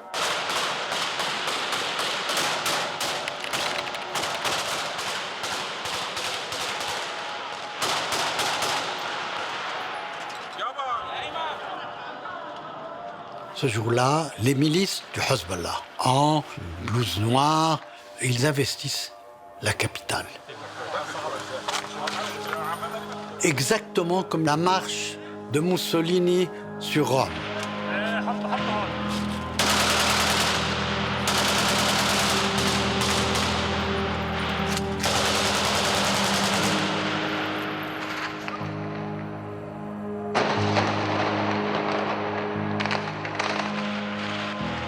بالنهاية بعد حرب تموز نزل يعني كشف قناعه مش مدافع عن لبنان بوش الإيراني بوش الإسرائيل إنما بالنهاية بده يحط إيده كاملة على لبنان. هو كان عم يعمل قضم للدولة شوي تدريجيا بكل أسف وعم ياكلها لقمة ورا لقمة الحقيقة. Ce grignotage permanent du pouvoir est en train, à ce moment-là, de nous faire avancer vers ce qui sera plus tard et l'est désormais maintenant un pouvoir absolu de Hassan Nasrallah sur le Liban. ما حصل في 7 أيام وضع حداً سريعاً لمؤامرة كبرى كانت تحضر لهذه المقاومة. طيب أنا أقول لكم كان مشروعهم في السنوات الماضية العمل على إيجاد صراع وقتال بين الجيش والمقاومة وفشلوا. Il y a un décideur, c'est Hassan Nasrallah, mais à travers lui, le grand décideur, c'est Téhéran.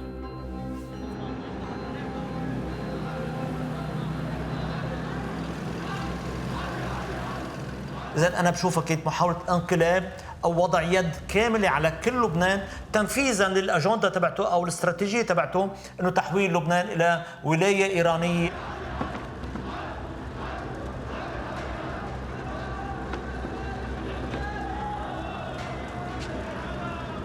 They have been building up over the years a parallel system. So you can go here to a supermarket controlled by Hezbollah where you find Iranian products.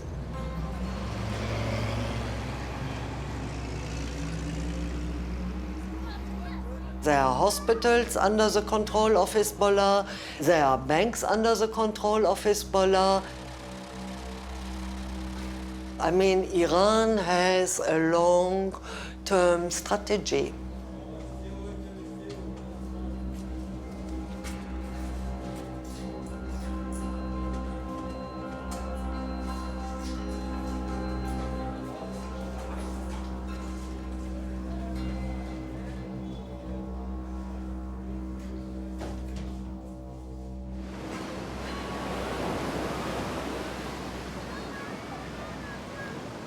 يعني اليوم استراتيجيتهم هي كان في وهم تاريخي انه نعيد انشاء الامبراطوريه الفارسيه القديمه اللي وصلت لشواطئ البحر المتوسط سابقا.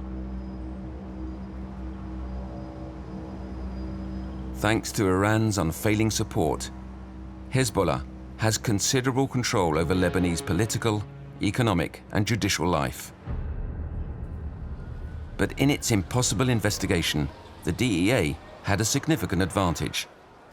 It had unlimited means. By tracing Hezbollah's narco dollars, the DEA reached the Shiite empire's outpost, Africa, which is home to a large Lebanese community. So during Project Cassandra, we actually identified probably one of the biggest trade-based money laundering schemes that I'm aware of to support terrorist organization like Hezbollah. West Africa was a hub for global cocaine trafficking around the world. And so we started putting a lot of resources into West Africa. We had aerial photos in 2006, and the land was completely vacant along the coastline. There's just these big stretches of beach. And then in 2007, you start to see these used car lots start emerging. By 2008, they're full of cars, like 30, 40,000 cars a week are going through these car lots. We didn't really understand it. I mean, nothing wrong with importing cars and doing, international car business. It's a legal business.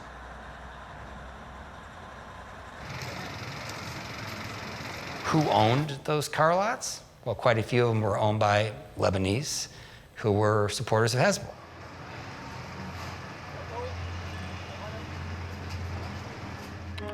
Ali Karoubi was living in Benin. He was one of the main guys that established working with Aman Juma and all of these guys that were establishing Hezbollah's operations in Africa. They would take the drug money, buy used cars, send those used cars to West Africa, sell the used cars, then send the money, the clean money, back to Lebanon.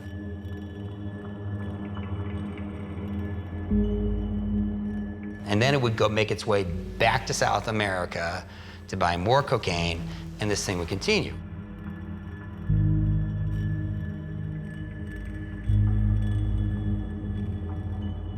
And the beauty of it is there were legitimate business owners that were making money. People in West Africa were getting cars, so they were happy, right? And Hezbollah, under the radar, was getting their cut of the profits to develop the cash flow that they needed to carry out their global agenda. أما تبييض الأموال، أي تبييض أموال، نحن ما عندنا حسابات لا في البنوك ولا لدينا شركات تجارية. هناك أفراد لديهم تجارات، لديهم مصالح، لكن هم شيعة. يمكن يكون بعض الأفراد عنده أعمال مخالفة للقانون أو ما شابه، شو لنا علاقة نحن بالموضوع؟ We estimated about $200 million a month was being generated from this scheme. That's over, do the math, right? 200 billion times 12, right? That's $2.4 billion annually.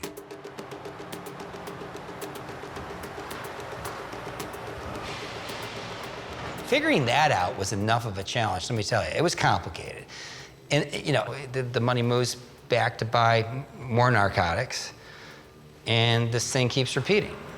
Except, you know, as it repeats, it gets bigger and bigger and bigger. And that's when we started to see our opportunity to try to choke it. Hezbollah had a plan in place, and then that was, let's take over a bank. And the easiest way to do that was in Lebanon. By 2009, 2010, when we started to look at the Lebanese Canadian bank seriously, we wanted to figure out what this bank was doing, and then I wanted to penetrate the bank and get inside it. And we were Colombian drug traffickers. Not me, my guys. And money launderers. And what was the relationship between Lebanese Canadian Bank and Hezbollah? We later learned that, in effect, Hezbollah had about a 28% ownership of Lebanese Canadian Bank. For us, it was the smoking gun because it backed up all the analysis and the other evidence we had been gathering.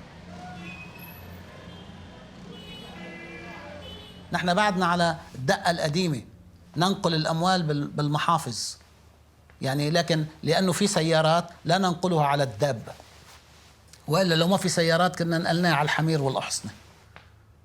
You know, they take hundreds of millions of dollars in cash, they literally bring it on in on pallets, dump it in the bank, and suddenly it's inside the Lebanese banking system.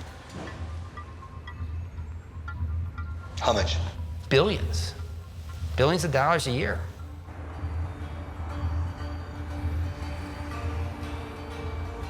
Hezbollah accounts through credits and debits moved $5 billion in 18 months, just through Lebanese Canadian bank accounts. That shows you the significant amount of money. And I wanted to target that bank. And then I wanted to bankrupt that bank. And that's exactly what we did.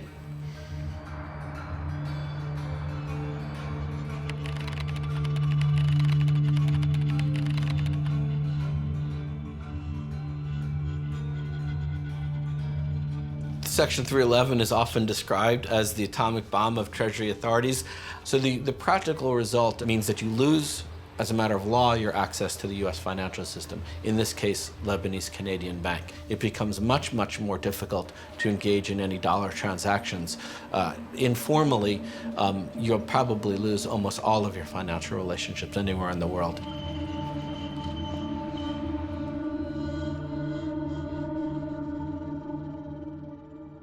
I like to think of it as a big bowl of yarn. And as you pulled the string of yarn, more and more and more cases came out. Authorities are still, today, pulling at the strings of the Lebanese Canadian Bank and finding cases from North America to Africa and Europe and across the Middle East. It was a tremendously insightful window into a very, very broad range of Hezbollah activities.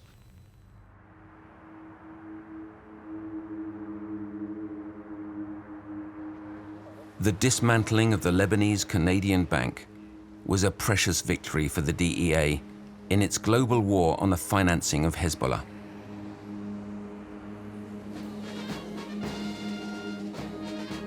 The vice was tightening on the Shiite Islamist organization. After several years of obstruction, the inquiry into Rafi Hariri's assassination was reopened. The UN established the Special Tribunal for Lebanon. For the first time, the divine impunity of the Party of God was publicly questioned. The creation of the Special Tribunal for Lebanon is the result of a tragedy. The killing of a former prime minister and of 22 other persons. The STL is the first international anti-terrorist tribunal. The creation of the tribunal was a political decision. Its operation, however, is and must remain above politics. The Special Tribunal for Lebanon is now in session. L'audience du tribunal spécial pour le Liban est ouverte. Please be seated. Veuillez vous asseoir.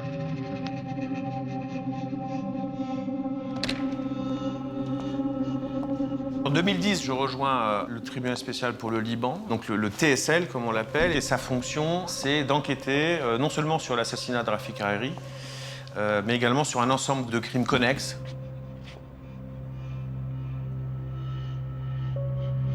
Une enquête délicate parce qu'on travaille à l'étranger, dans un contexte difficile, de tension évidemment. On se déplaçait avec des véhicules protégés, il y avait de multiples contrôles, des checkpoints, on habitait dans des endroits spécifiquement gardés. On s'entoure de 1000 précautions parce que les enquêteurs étaient quand même visés.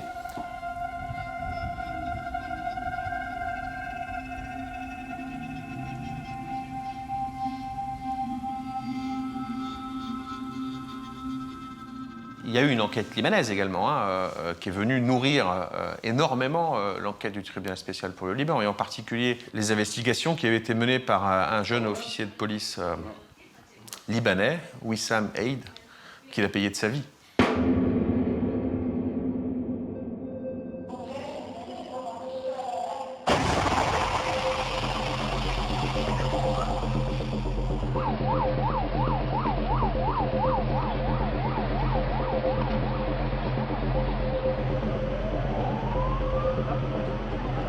بهالوقت هذا كان وسام عيد عم يطلع على منطقة وجود المحقق الدولي، يشرح لهم من وقت لوقت كل التفاصيل والأدلة اللي عملها مبدئيا. بإحدى الزيارات هو رجع منها بكل أسف، فجروا له موكبه وقتلوه الحقيقة.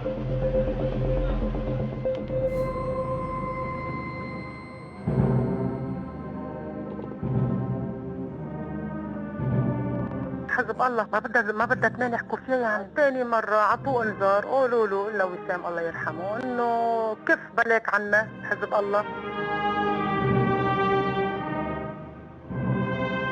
ما في جريمة كاملة، دائما في فجوة. نمسك الحقيقة بالتحقيق، أنت بدك طرف خيط الصغير تمام الحقيقة. Nearly 6 years on, and the assassination of former Lebanese Prime Minister Rafik Hariri remains officially unsolved. It is not for lack of evidence, evidence which points directly and indirectly to Hezbollah.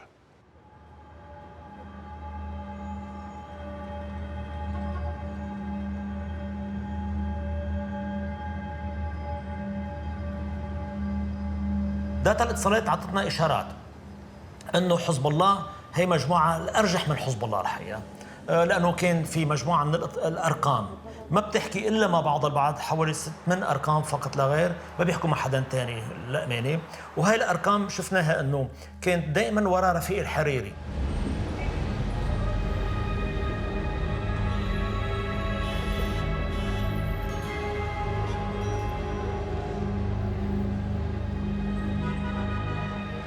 ويوم الجريمة كانوا حول مسرح الجريمة.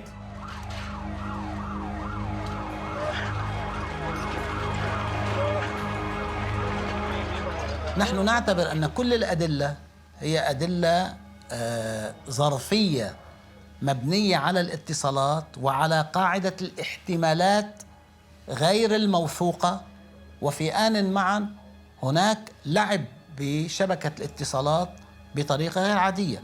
وحزب الله لا علاقة له بالتفجير والاغتيال.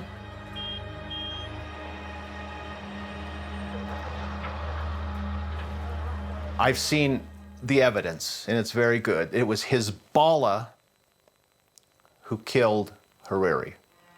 You cannot fake this evidence. And if any Lebanese say, oh, they made this shit up, the CIA did, they're stupid. They're liars, stupider liars.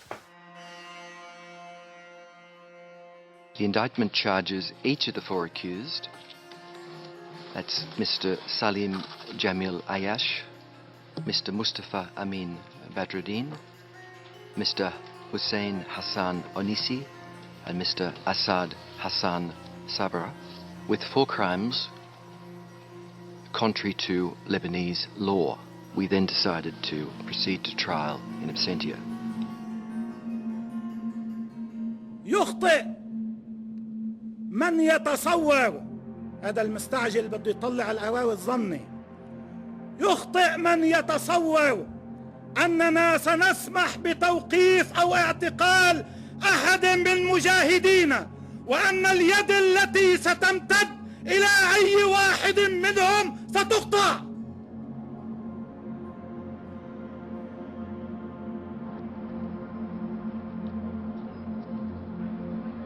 It was a warning to the Lebanese state and journalists, don't come after us for Hariri, because we'll kill you. I tell you, you go to Nasrallah's office, knock on the door and say, I want to do a film about his killing Hariri, and you'll probably not come out of Lebanon alive. They don't joke around with this.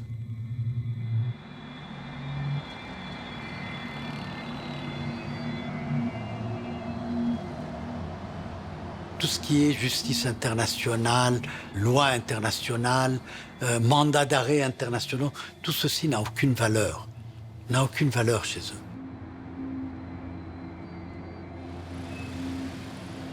"15 years after Rafik Hariri's assassination, the SDL delivered its verdict. 3 members of Hezbollah received life sentences. They've never been arrested. The 4th defendant, a top-ranking Hezbollah member, is presumed dead. Impunity continues, whilst its clandestine financing networks are recreated on other continents.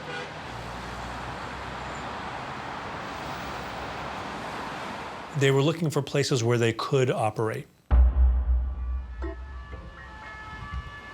Europe is important for Hezbollah for lots of reasons. It is a place where Hezbollah can raise a lot of money. It is a place where it can carry out operations.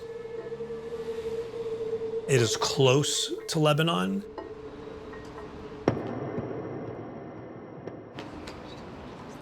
France appears in some ways to be their command and control center for their activities in the rest of Europe.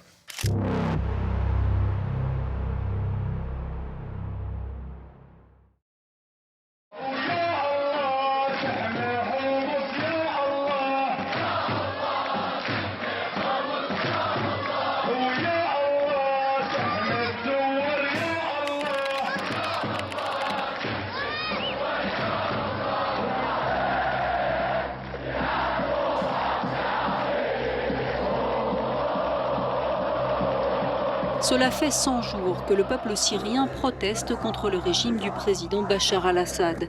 Et la contestation ne faiblit pas, la répression non plus. Selon les ONG, plus de 1300 personnes auraient été tuées depuis le 15 mars, date du début du mouvement. Il y avait panique à Damas. Bachar al-Assad n'osait plus sortir de chez lui. Toute la ville était encerclée par sa propre banlieue, par le sud du pays, par le nord du pays. Et donc, il y a eu ordre donné à Hassan Nasrallah d'intervenir.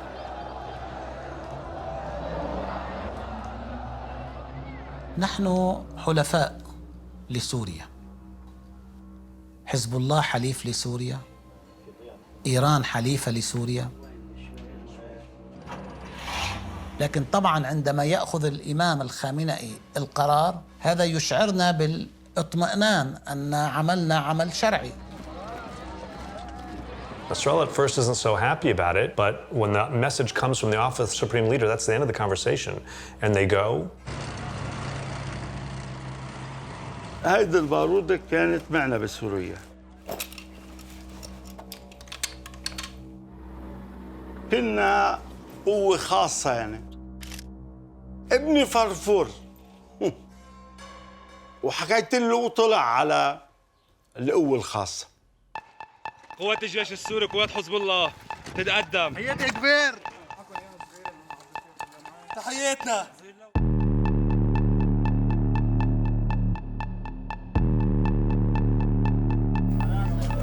بإذن الله كلكم شهداء.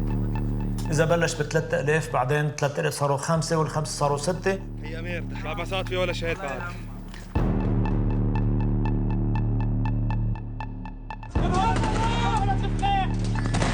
It's completely a new Hezbollah because it's a regular army with surface-to-air missiles and units. They become a real military.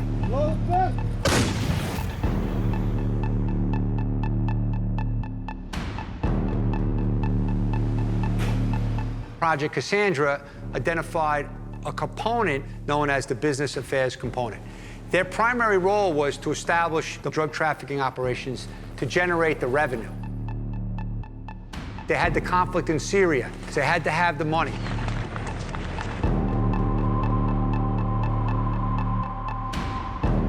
Ruim 8 ton cocaïne, €0,5 miljard straatwaarde. We had a really successful 2014 against the Hezbollah, culminating over a course of 3 weeks of a season, over 8 tons of cocaine out of the port in Rotterdam.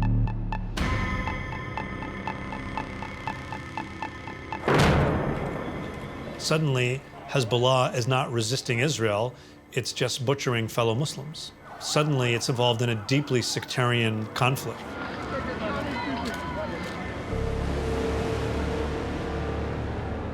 These people are like the mafia, like the guys who sit around the table with Tony Soprano.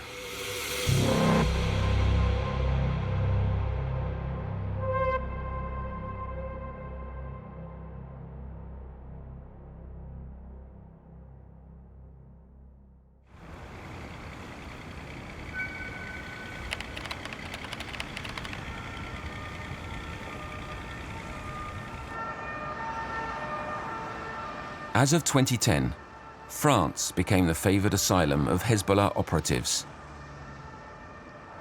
It provided several advantages: a large Lebanese community that reduced their visibility, and freedom of movement throughout Europe.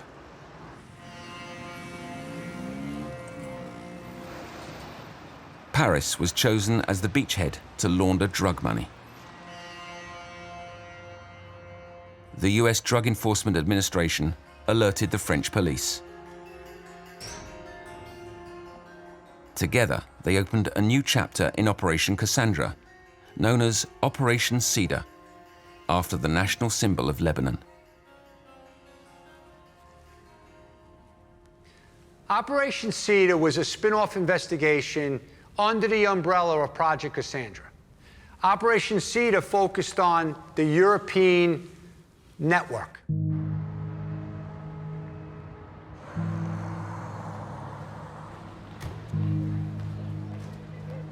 The leaders of now our operations in Europe is really Captain Mugg and his team.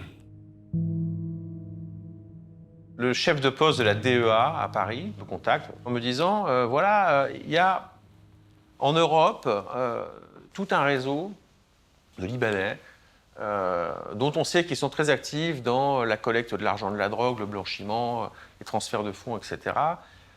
Ils ont subi de lourdes pertes financières et ils envisageraient peut-être de se relocaliser en France. Ce qui est un peu vexant pour nous, considérant que la France serait plus sûre. Bon.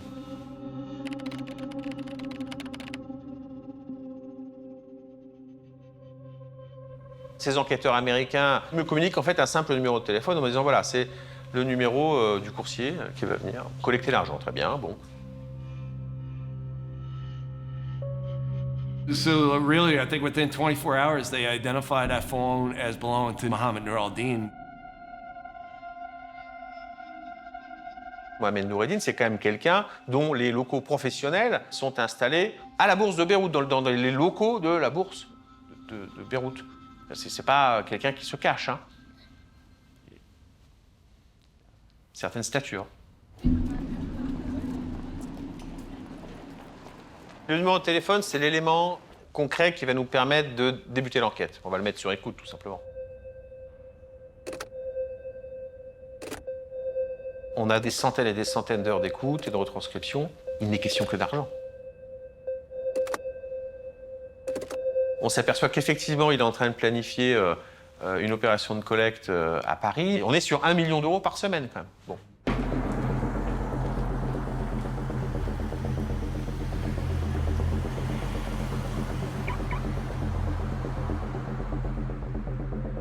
Les collectes sont extrêmement rapides. Les gens s'entrevoient, hein. Ils récupèrent un sac, ils partent, ils ne comptent même pas. C'est-à-dire qu'il y a une confiance là. Tu vas aller récupérer 450 000 euros. Bon, il y a des noms de code. Alors, j'ai une Mercedes 500 à tel endroit, donc il y a 500 000 euros. Ou alors un camion. Alors, un camion, c'est 1 million. Bon, voilà.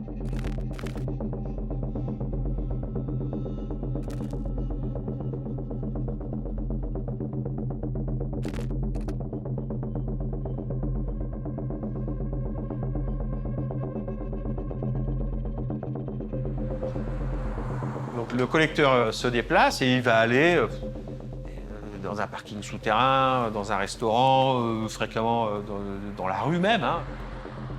Lorsque nous-mêmes nous avons participé à tout ça, ça s'est passé tout simplement sur les Champs-Élysées. Une voiture s'est garée, s'est postée à la hauteur de notre agent, l'échange a eu lieu et puis voilà.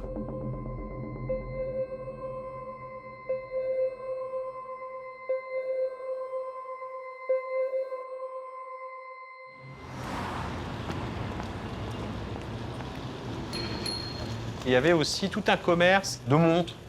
Il y avait un des hommes de Noureddin qui se chargeait d'aller acheter des montres en espèces. Il en a quand même acheté pour plus de 30 millions d'euros en un an. Hein. Il s'agissait de montres de très grand luxe. Bon, Rolex évidemment, Patek Philippe, Audemars Piguet. On a vu notamment une montre Patek Philippe qui a été acquise pour 700 000 euros en liquide. Hein. Et donc toutes ces montres étaient ensuite transportées physiquement jusqu'au Liban. Et là encore, avec des sociétés d'import-export, enfin tout ça, vous prenez des apparences un peu légales.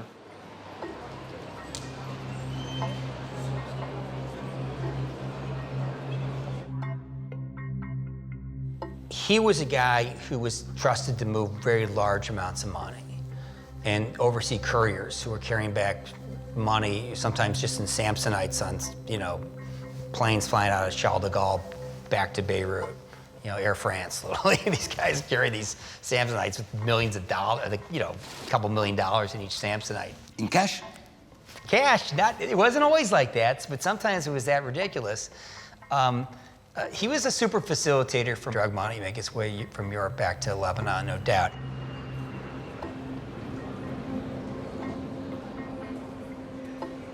Ce que je vois sur mon territoire, moi, là, dans l'immédiat, c'est pas vraiment l'empreinte du Hezbollah. On n'a pas affaire à des gens très pieux. Non, on les retrouve essentiellement dans le triangle d'or parisien, plus enclin à aller boire des whisky hors d'âge au bar du Plaza Athénée qu'à fréquenter des mosquées. Voilà ce que je vois.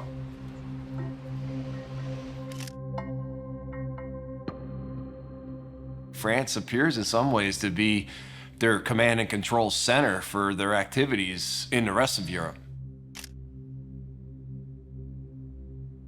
While the French police traced Mohammed Noureddin's network, Operation Cassandra's American agents tracked the laundered money in Lebanon.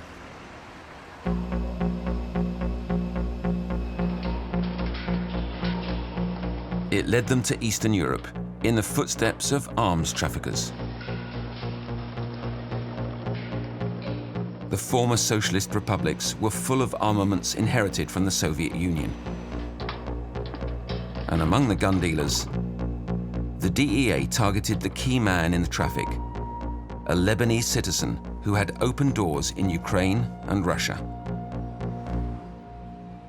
The agents call me up and they go, "Hey, have you ever heard of this Ali Fayed guy?" And I go, "Have I ever heard of Ali Fayed? Yeah, the guy's really significant. He's moving weapons for Iran and Hezbollah into the Middle East." Ali Fayed was a well-known, well-documented arms dealer who was working with Russians and Ukrainian arms dealers to provide Hezbollah weapons, right?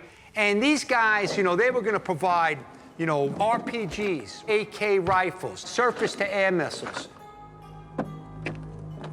They had access to the most sophisticated weapon systems in the world.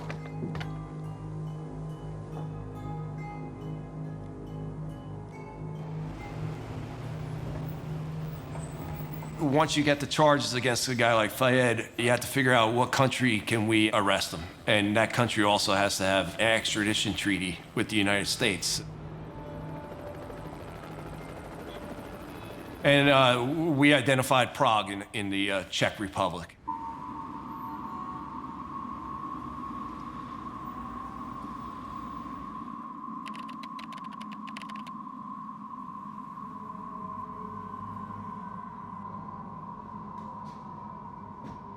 We infiltrated the network with our informants who portrayed themselves as members of the FARC in Colombia that needed weapons to kill Americans. And of course, Ali Fayed and his conspirators were looking to get cocaine also. So we had a cocaine for weapons deal.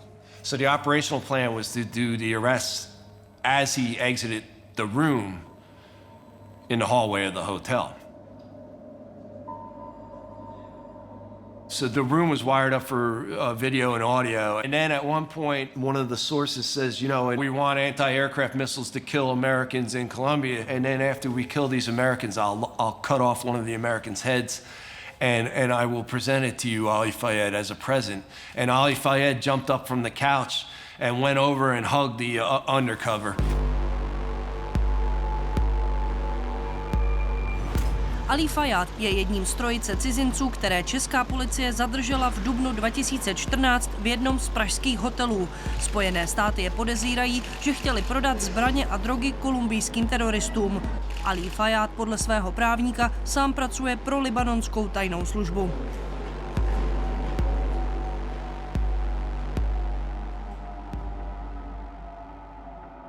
If we get this guy to the States, then he's going to be maybe our main witness to take out Hezbollah's drug cartel.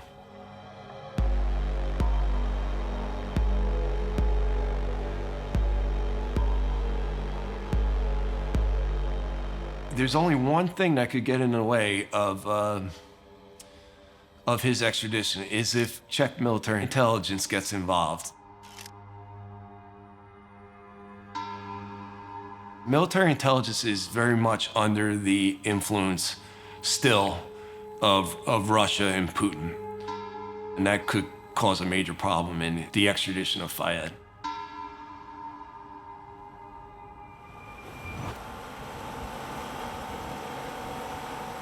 The arrest of Ali Fayed was the biggest success of the American anti-drug agency.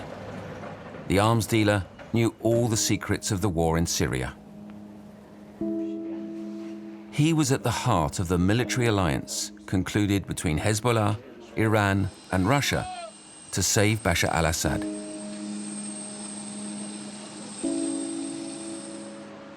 But the DEA was stepping into a minefield.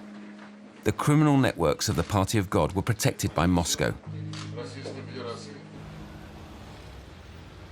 The longer the war lasted, the more indispensable Hezbollah fighters became, and the more their need for weapons increased.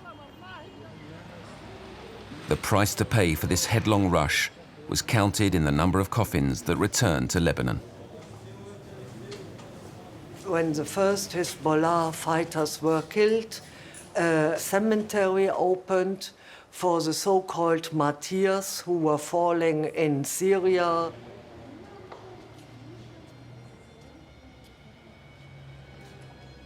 لأنه بني راح عنده مثل ما حكينا حوالي 3000 قتيل وبس يكون عندك 3000 قتيل بحرب معينة يعني عندك ضعفين جرح إصابات يعني عندك 6000 إصابة عمليا عندنا 10000 يعني تقريبا ما بين قتيل وبين مصاب في 10000 عائلة أو 8000 عائلة تضرروا يعني ضعف كتير يعني راح منهم عدد كبير جدا.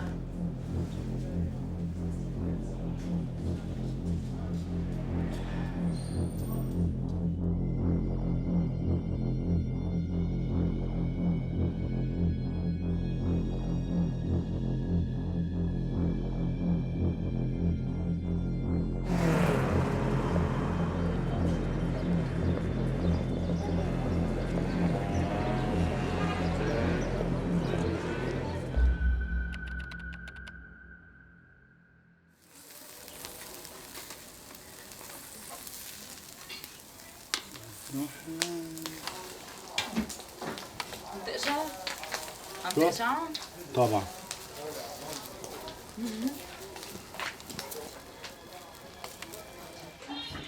ماما 24 فتوش ما عم نصلي بعد طب فوتوا لازم بتصلي قبل هذيك لا لا لا خلص قصة كبيرة مبين هون يلا يا خالتي روحي انت وهنيك على الطاولة الصغيرة الله يجزيكم على هيدا التعب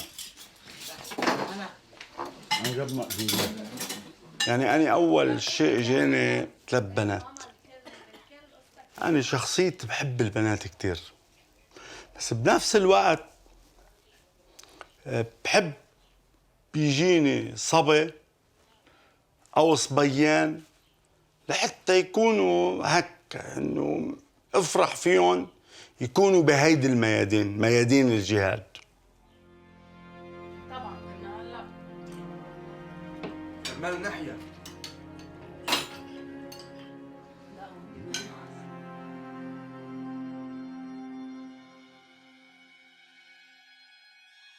مجرد ما بعت الصورة يعني حسيت انه انا ما عادش بدي رح اشوف محمد. حسيت حالي انه انا بدي اشوف صورة محمد بس. بس قلت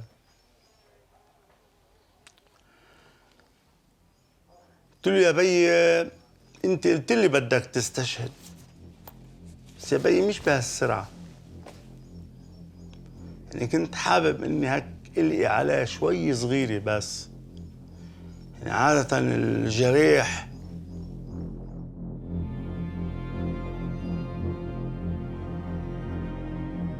قلت له طلعت اشطر من بيك يا بي، قلت له طلعت اشطر مني.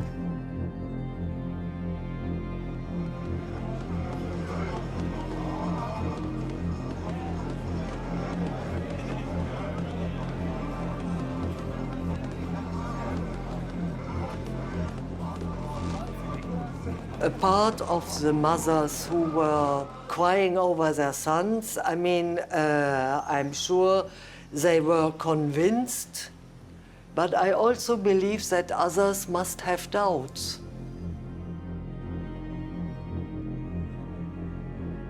How far indoctrination can go, but from history we also know it can go very far. القادم من مقام الحوراء زينب هنيئا لك الشهادة لبيك يا زينب لبيك يا زينب لبيك يا زينب لبيك يا زينب لبيك يا حسين. يوم تشييع محمد صادق أنا بالنسبة لي كان يوم عرس، مش أنا ما كنت زعلان. يمكن أنا هلأ بحزق شوي بس قبل ما حزق بالمرة أبداً أبداً أبداً أبداً.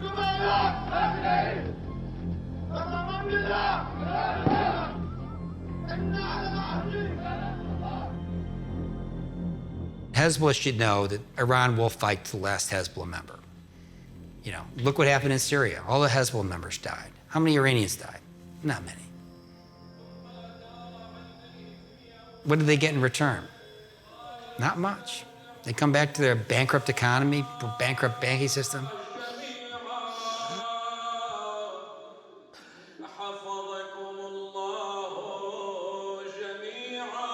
Their ports explodes. I mean, it's like Dante's gates of hell, you know. But we could go further down the cycle. You know, there's more gates that we can approach here in the future.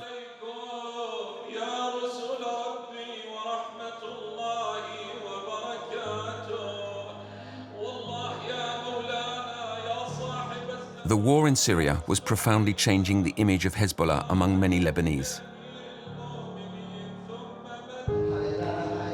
Yesterday considered as heroes, the fighters lost their aura of resistance fighters and were perceived as an army of mercenaries. Party leaders also changed. In their telephone tapping, the French and American investigators heard only about drugs, weapons, and money, just like in the mafia.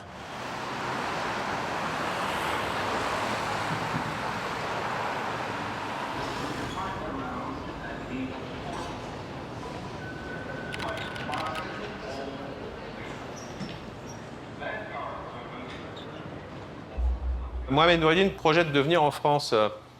Et donc on met tout en place. On était parfaitement prêt à le recevoir.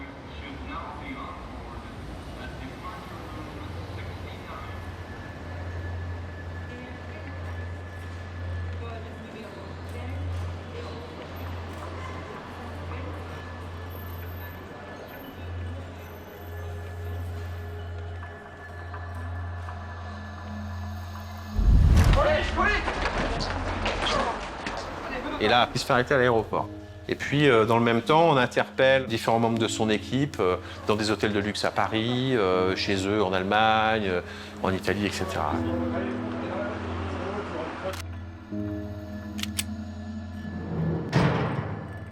Ah ben, il nie tout en bloc. Hein. Il explique que non, il n'a pas organisé de collecte, il n'est pas à la tête d'un réseau de blanchiment, etc. Bon.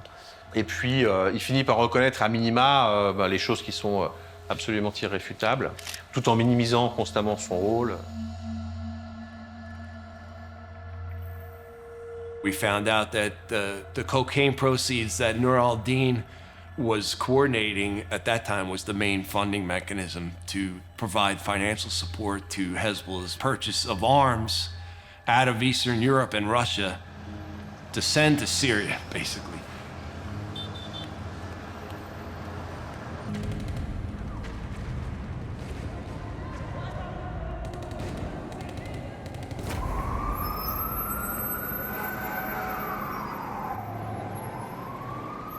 After 8 years of investigations, the Operation Cassandra agents reached their goal.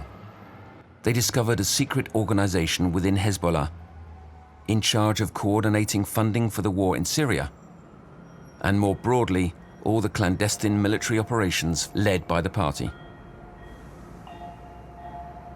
We were receiving information about this shadowy group within Hezbollah. And we'd hear things like, oh, they're called the financial unit. They're called the banking unit. Jack Kelly and the team in Project Cassandra identified a component known as the business affairs component. So we started putting together the pieces of the puzzle using all the experts that we had in the US government.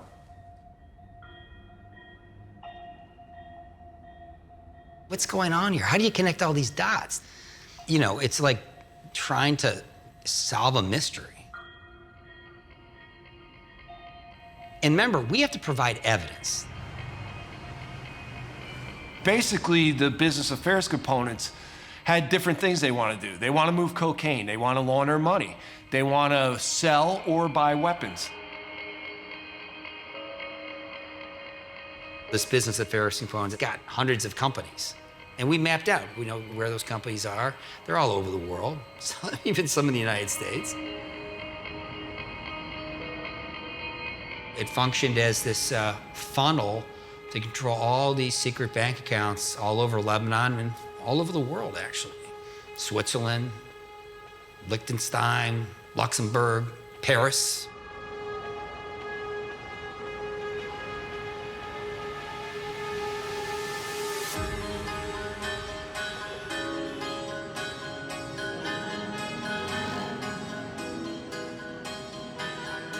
Business affairs component makes probably over $1 billion a year in criminal proceeds.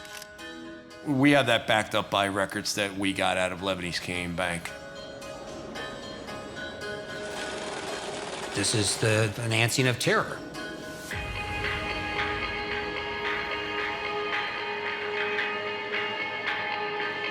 We found out that the cocaine proceeds that Nur al-Din was coordinating was under the leadership directly of Adham Tabaja.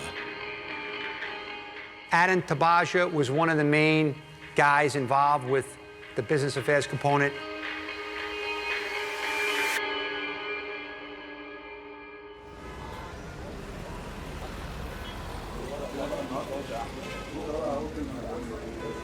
Tabaja, en fait, c'est l'entrepreneur libanais important qui possède un très gros groupe de construction. Et en fait, dans le dossier, il apparaît parce qu'il est en relation avec Mohamed Noureddin.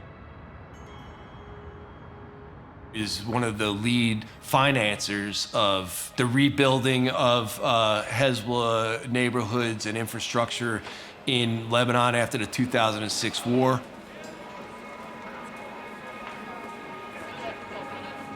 And who's the guy who's the money master for them? Well, Abdallah Safi al-Din. We'll call him the financial godfather, certainly, the business godfather.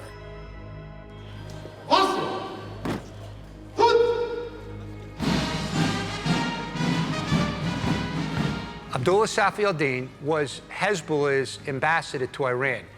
Obviously, Abdullah Safi al-Din had connections in very high levels of the Iranian government. What Tehran needs Hezbollah to do, Abdullah Safi al-Din runs it. His clan is basically Hezbollah royalty. Abdullah Safi al-Din has a brother who is the executive director of Hezbollah. And there's rumors that he would be a successor to Nasrallah.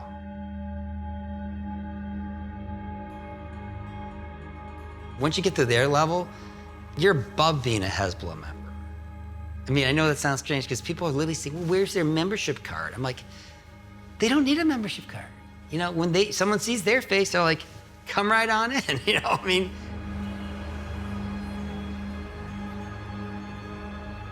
So when you find, as US investigators did, Abdullah Safi al-Din involved in illicit financial activities from Iraq to South America to Europe, coming up over and over again, like that gets your attention. It appeared viable that we could actually make a case against Abdullah Safi al-Din and perhaps arrest him. We could do this if people let us do that. Operation Cassandra was approaching its moment of truth. If US investigators got the green light to arrest Abdullah Safi al-Din, they would be able to decapitate the hidden leadership of Hezbollah. At the same time, they were hearing a new tune. The United States was starting negotiations on nuclear power with the Islamic Republic of Iran. Yet Iran was Hezbollah's historical sponsor. Philosophically, Project Cassandra became a problem. Our actions became a problem. Very good and productive, but still we have lots of work to do. So tomorrow tomorrow we will continue, yes.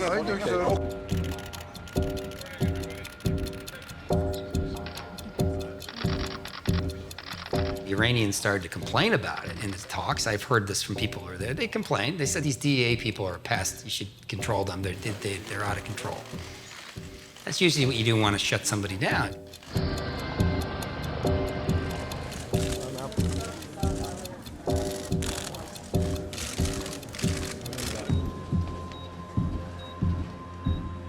Today, after 2 years of negotiations, the United States, together with our international partners, has achieved something that decades of animosity has not. A comprehensive long-term deal with Iran that will prevent it from obtaining a nuclear weapon. This deal demonstrates that American diplomacy can bring about real and meaningful change.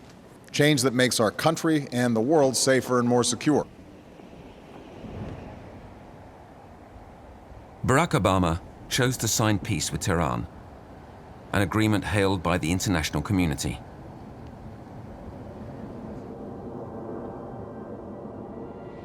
The ink was barely dry when the Iranian president began a triumphant tour of Europe and stopped in Paris.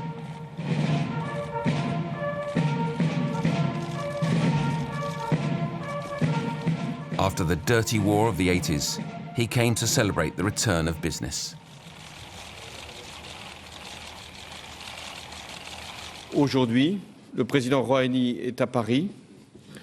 Cela faisait 17 ans qu'un président iranien n'était pas venu ici en France. The same day, Special Agent Jack Kelly landed in Paris to celebrate the dismantling of Mohammed Noureddin's money laundering network. An official ceremony was organized at the French police headquarters. The DEA was about to reveal the existence of the Corporate Affairs Bureau, a secret organization within Hezbollah. It was going to be what I really thought was a fitting end to Cassandra. The top French law enforcement official was going to give us a champagne toast as a success for this incredible Operation Cedar under Project Cassandra. So I'm there for that, and then I'm kind of looking at the judge and the prosecutors and the cops, and it's like, what's going on? They're mentioning, yeah, we think the press conference definitely was canceled, and the press release was postponed. La France et l'Iran, côte à côte, oublions les rancœurs, lance le président Rouhani. Airbus, Peugeot, Vinci, Bouygues et les autres, plusieurs dizaines de milliards de dollars de contrats sont signés.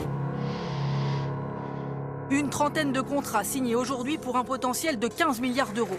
Des accords avec la SNCF, Total, Peugeot, 118 Airbus commandés. Autant de bonnes raisons pour les patrons français d'applaudir chaleureusement le président iranien. I'm watching it on TV at the bar of the Trocadero Hotel, and I'm getting these calls and text messages saying, yeah, everything's canceled.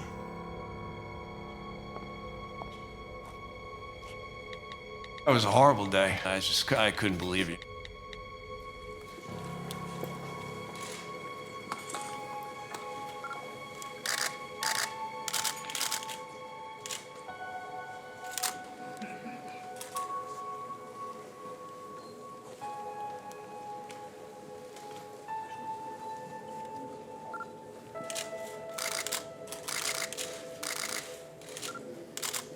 Right at the same time, I'm getting information that either Ali Fayed had been released from the Czech Republic to Lebanon.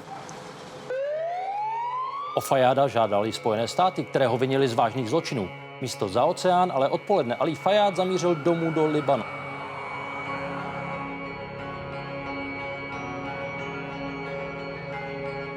Ali Fayed, he went back to Lebanon. We never got him in America. The US government system failed. There was no engagement. So how do you explain that? I know what my investigative gut feeling is telling me. He was a member of Hezbollah, and they were in the middle of an Iran deal. That's my opinion. I don't have the smoking gun, but I have an opinion. I've been doing this a long time.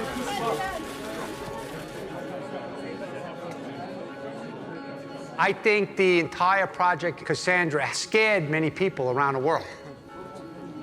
It has been sacrificed for politics. Bonjour, Monsieur le Président. Nice to see you again. Nice to see you. Did you see Brad? Yes.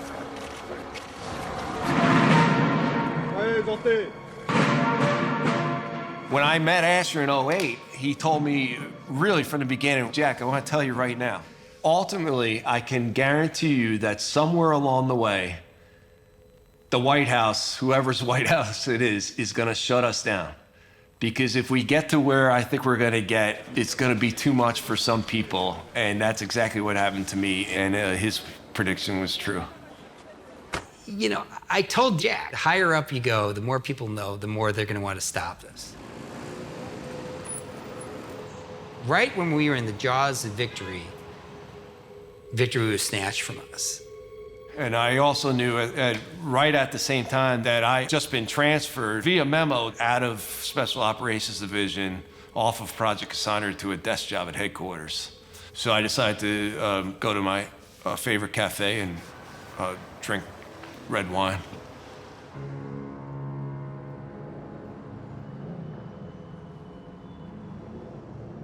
Hezbollah had won. Operation Cassandra, led by the American anti-drug agency, was buried, sacrificed on the altar of realpolitik. The United States had favored the hope of peace with Iran, rather than the dismantling of the hidden face of Hezbollah.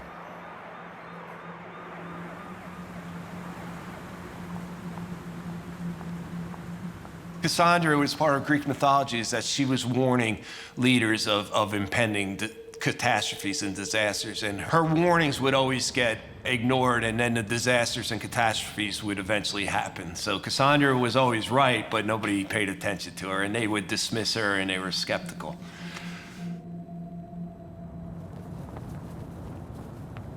What if Operation Cassandra sounded like the final warning? The missed opportunity to end the impunity of the Party of God.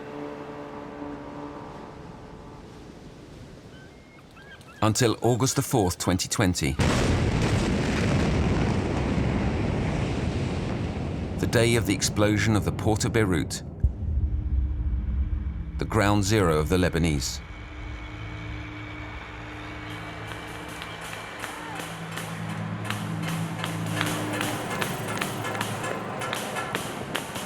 In the aftermath of the catastrophe, the people turned against their leaders, especially against the all-powerful historic leader of Hezbollah, Hassan Nasrallah.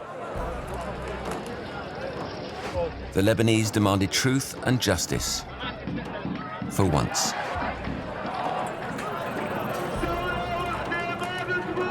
Que s'est-il passé précisément? Comment se fait-il que ce stock de nitrate d'ammonium, un stock colossal, 2750 tonnes, qui était entreposé dans un bâtiment du port? Une substance particulièrement instable. Il s'agit du même produit que celui qui avait causé l'accident dans l'usine AZF de Toulouse en 2001. بس مين المجرم اللي جاب النترات الأمونيوم؟ مين جابها؟ مين حطها بالمرفأ؟ مين حماها؟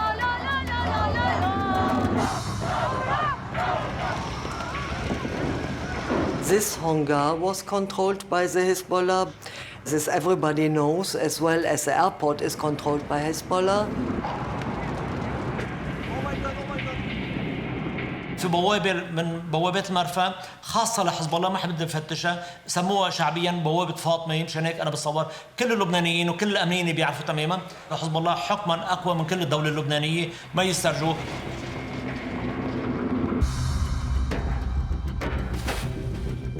Au départ de cette négligence, il y a un crime principal que personne ne veut dévoiler.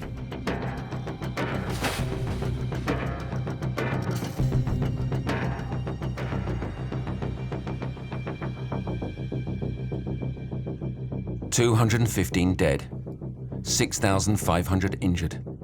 The day after the explosion, Beirut was scarred and devastated.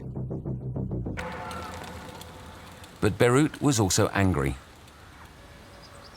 Who was responsible for this catastrophe?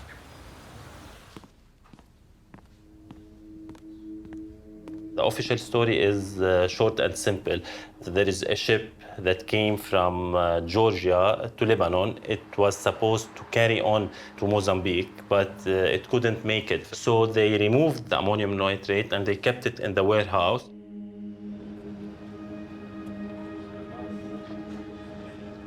This is the story, the official story.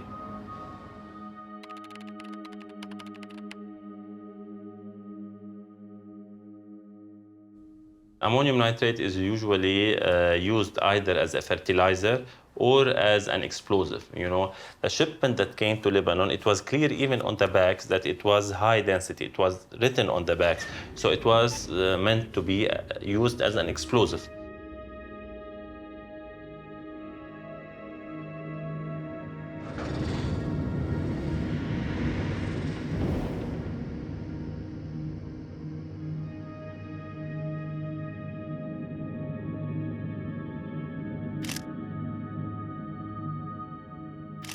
So this shipment stayed in the port for 7 years. Unfortunately, everybody knew about it, but nobody took any action. What I discovered during my investigations is, first of all, that Savaro was the company that in the beginning appeared to be the owner of the ammonium nitrate. This company is kind of a shell company, which means it's a company where you don't know the real owner. Later on, I discovered that there are many links between Savaro and Syrian businessmen, Mudalla al-Khouri and Imad Khouri, his brother, and George Haswani.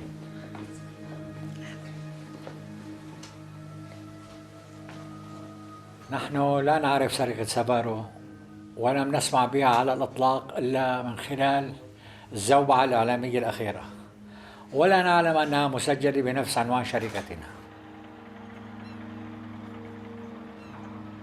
يعلم تمام المعرفة، لا علاقة له لا من قريب ولا من بعيد في هذا الموضوع. ما سبب القلق؟ ليش سبب القلق؟ George Haswani, met several times the Syrian president, and Mudallal and Imad Khouri had several companies and factories in Syria and in Russia. In those two countries, it's not easy to reach the level where those guys reached in their business and in their wealth without being close to those in power, whether in Syria or in Russia.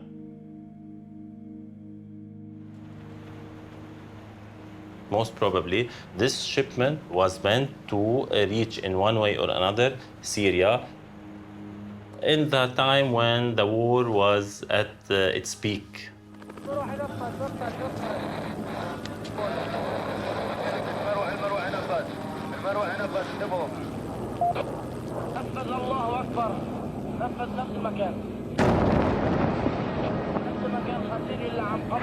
الله أكبر الله أكبر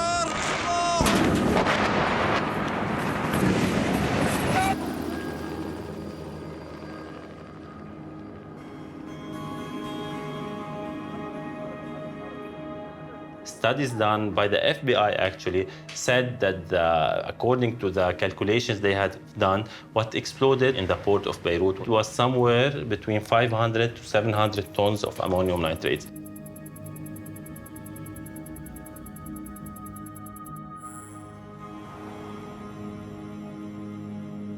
Évidemment, si les 2700 tonnes avaient explosé, c'est toute la capitale qui aurait disparu. Mais là, entre-temps, qui a utilisé ces milliers de tonnes? Qui a pu les sortir de Beyrouth, les sortir du Liban? Je vous pose la question. Qui? La Syrie et le Hezbollah. I don't want to get involved in anything political. I hinted for possible links, okay? I was not killed, at least until now. ومن بيروت ينضم إلينا الباحث السياسي لقمان سليم. أهلا بك. لقمان سليم also hinted. لقمان، في لبنان من المتهم الأول بتسهيل ووجود هذه الكمية من نترات الأمونيوم في مرفأ بيروت؟ يا سيدتي، الأمر تحصيل حاصل. المتهم الأول هو صاحب الدالة الكبرى، أعني ميليشيا حزب الله، فيكفي أن يراجع الواحد منا والواحدة. Luqman made Hezbollah responsible for transporting the ammonium nitrate to Syria. Yeah, he was putting the puzzle together. Today everybody is saying it. In January, Luqman was the first to say it. بالتالي نحن أمام مشهد أو بازل إن شئتي تكتمل تفاصيله. اليوم بدنا نعرف جيدا من استورد، ولكن أهم من الاستيراد. La journée d'hier au Liban devait être marquée par les 6 mois après l'explosion du port de Beyrouth, mais c'est un autre drame qui a choqué les Libanais, avec la découverte hier matin du corps d'un célèbre intellectuel, Luqman Slim, plusieurs balles dans la tête, dans sa voiture dans le sud du Liban. Alors pourquoi a-t-on assassiné Luqman Slim? Quel est le message? Les regards se tournent évidemment vers le Hezbollah, qui contrôle étroitement la zone du Liban sud où l'écrivain a été tué. Do you know how Luqman was killed? Yes, but I cannot. Yes, he was killed by 6 shots. It seems they have been very professional.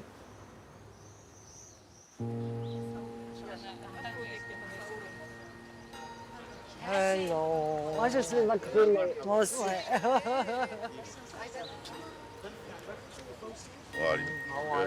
Happy to see you. Merci, Me too.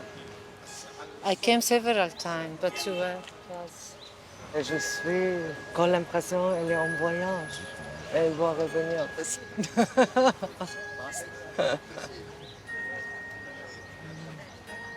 I want justice, and I need to know who did it, who planned it, and who gave the order. With the port explosion and the execution of Luqman, there is something which is broken. No, you cannot go back to normal life. You cannot go back and let the political game win.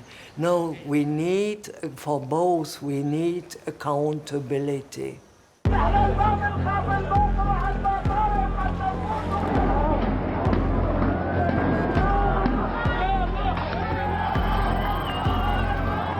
Will we ever know the truth behind the Beirut port explosion? 2 Lebanese magistrates tried to investigate. They were threatened and their inquiries suspended. As for Hezbollah, in spite of popular protest, it opposes any international inquiry.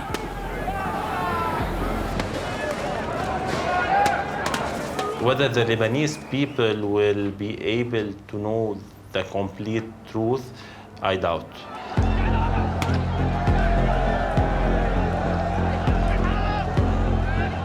Don't even try. It'll never happen. You'll be long in the grave centuries from now, and there will not be an answer to it.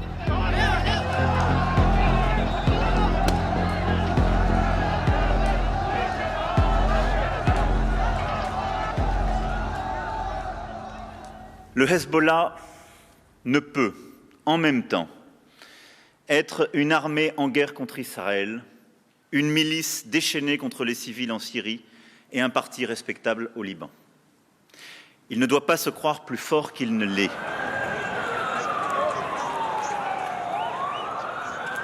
Vous avez un système de terreur qui s'est mis en place et que le Hezbollah a imposé.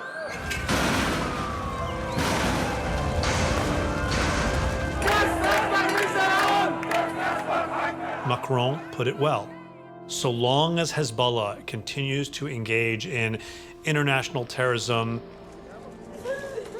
acts of assassination in Lebanon, illicit financial activity, undermining the stability of the Lebanese financial system, so long as Hezbollah engages in all those activities, it is an outlaw actor and needs to be treated as such. Is history doomed to repeat itself? Is the divine impunity of Hezbollah's leaders really eternal? 40 years ago, it dreamed of imposing Sharia, Islamic law, in Lebanon. Instead, it created a state within the state, Hezbollah land, more powerful than the official state, and swathed the country in a black veil that tastes of ashes. We are living here in Lebanon in a culture of impunity. You can kill, you can commit massacres, you can commit crimes, you can do whatever you want. In the end, nothing is happening. What happened to Chekri Harb? He's out of jail. I know he was in South America, and I think he might have went back to Lebanon, but I'm not sure. Ayman Juma? He's never been caught. So he's in Lebanon. I'm sure he travels to other places. We just don't hear about it.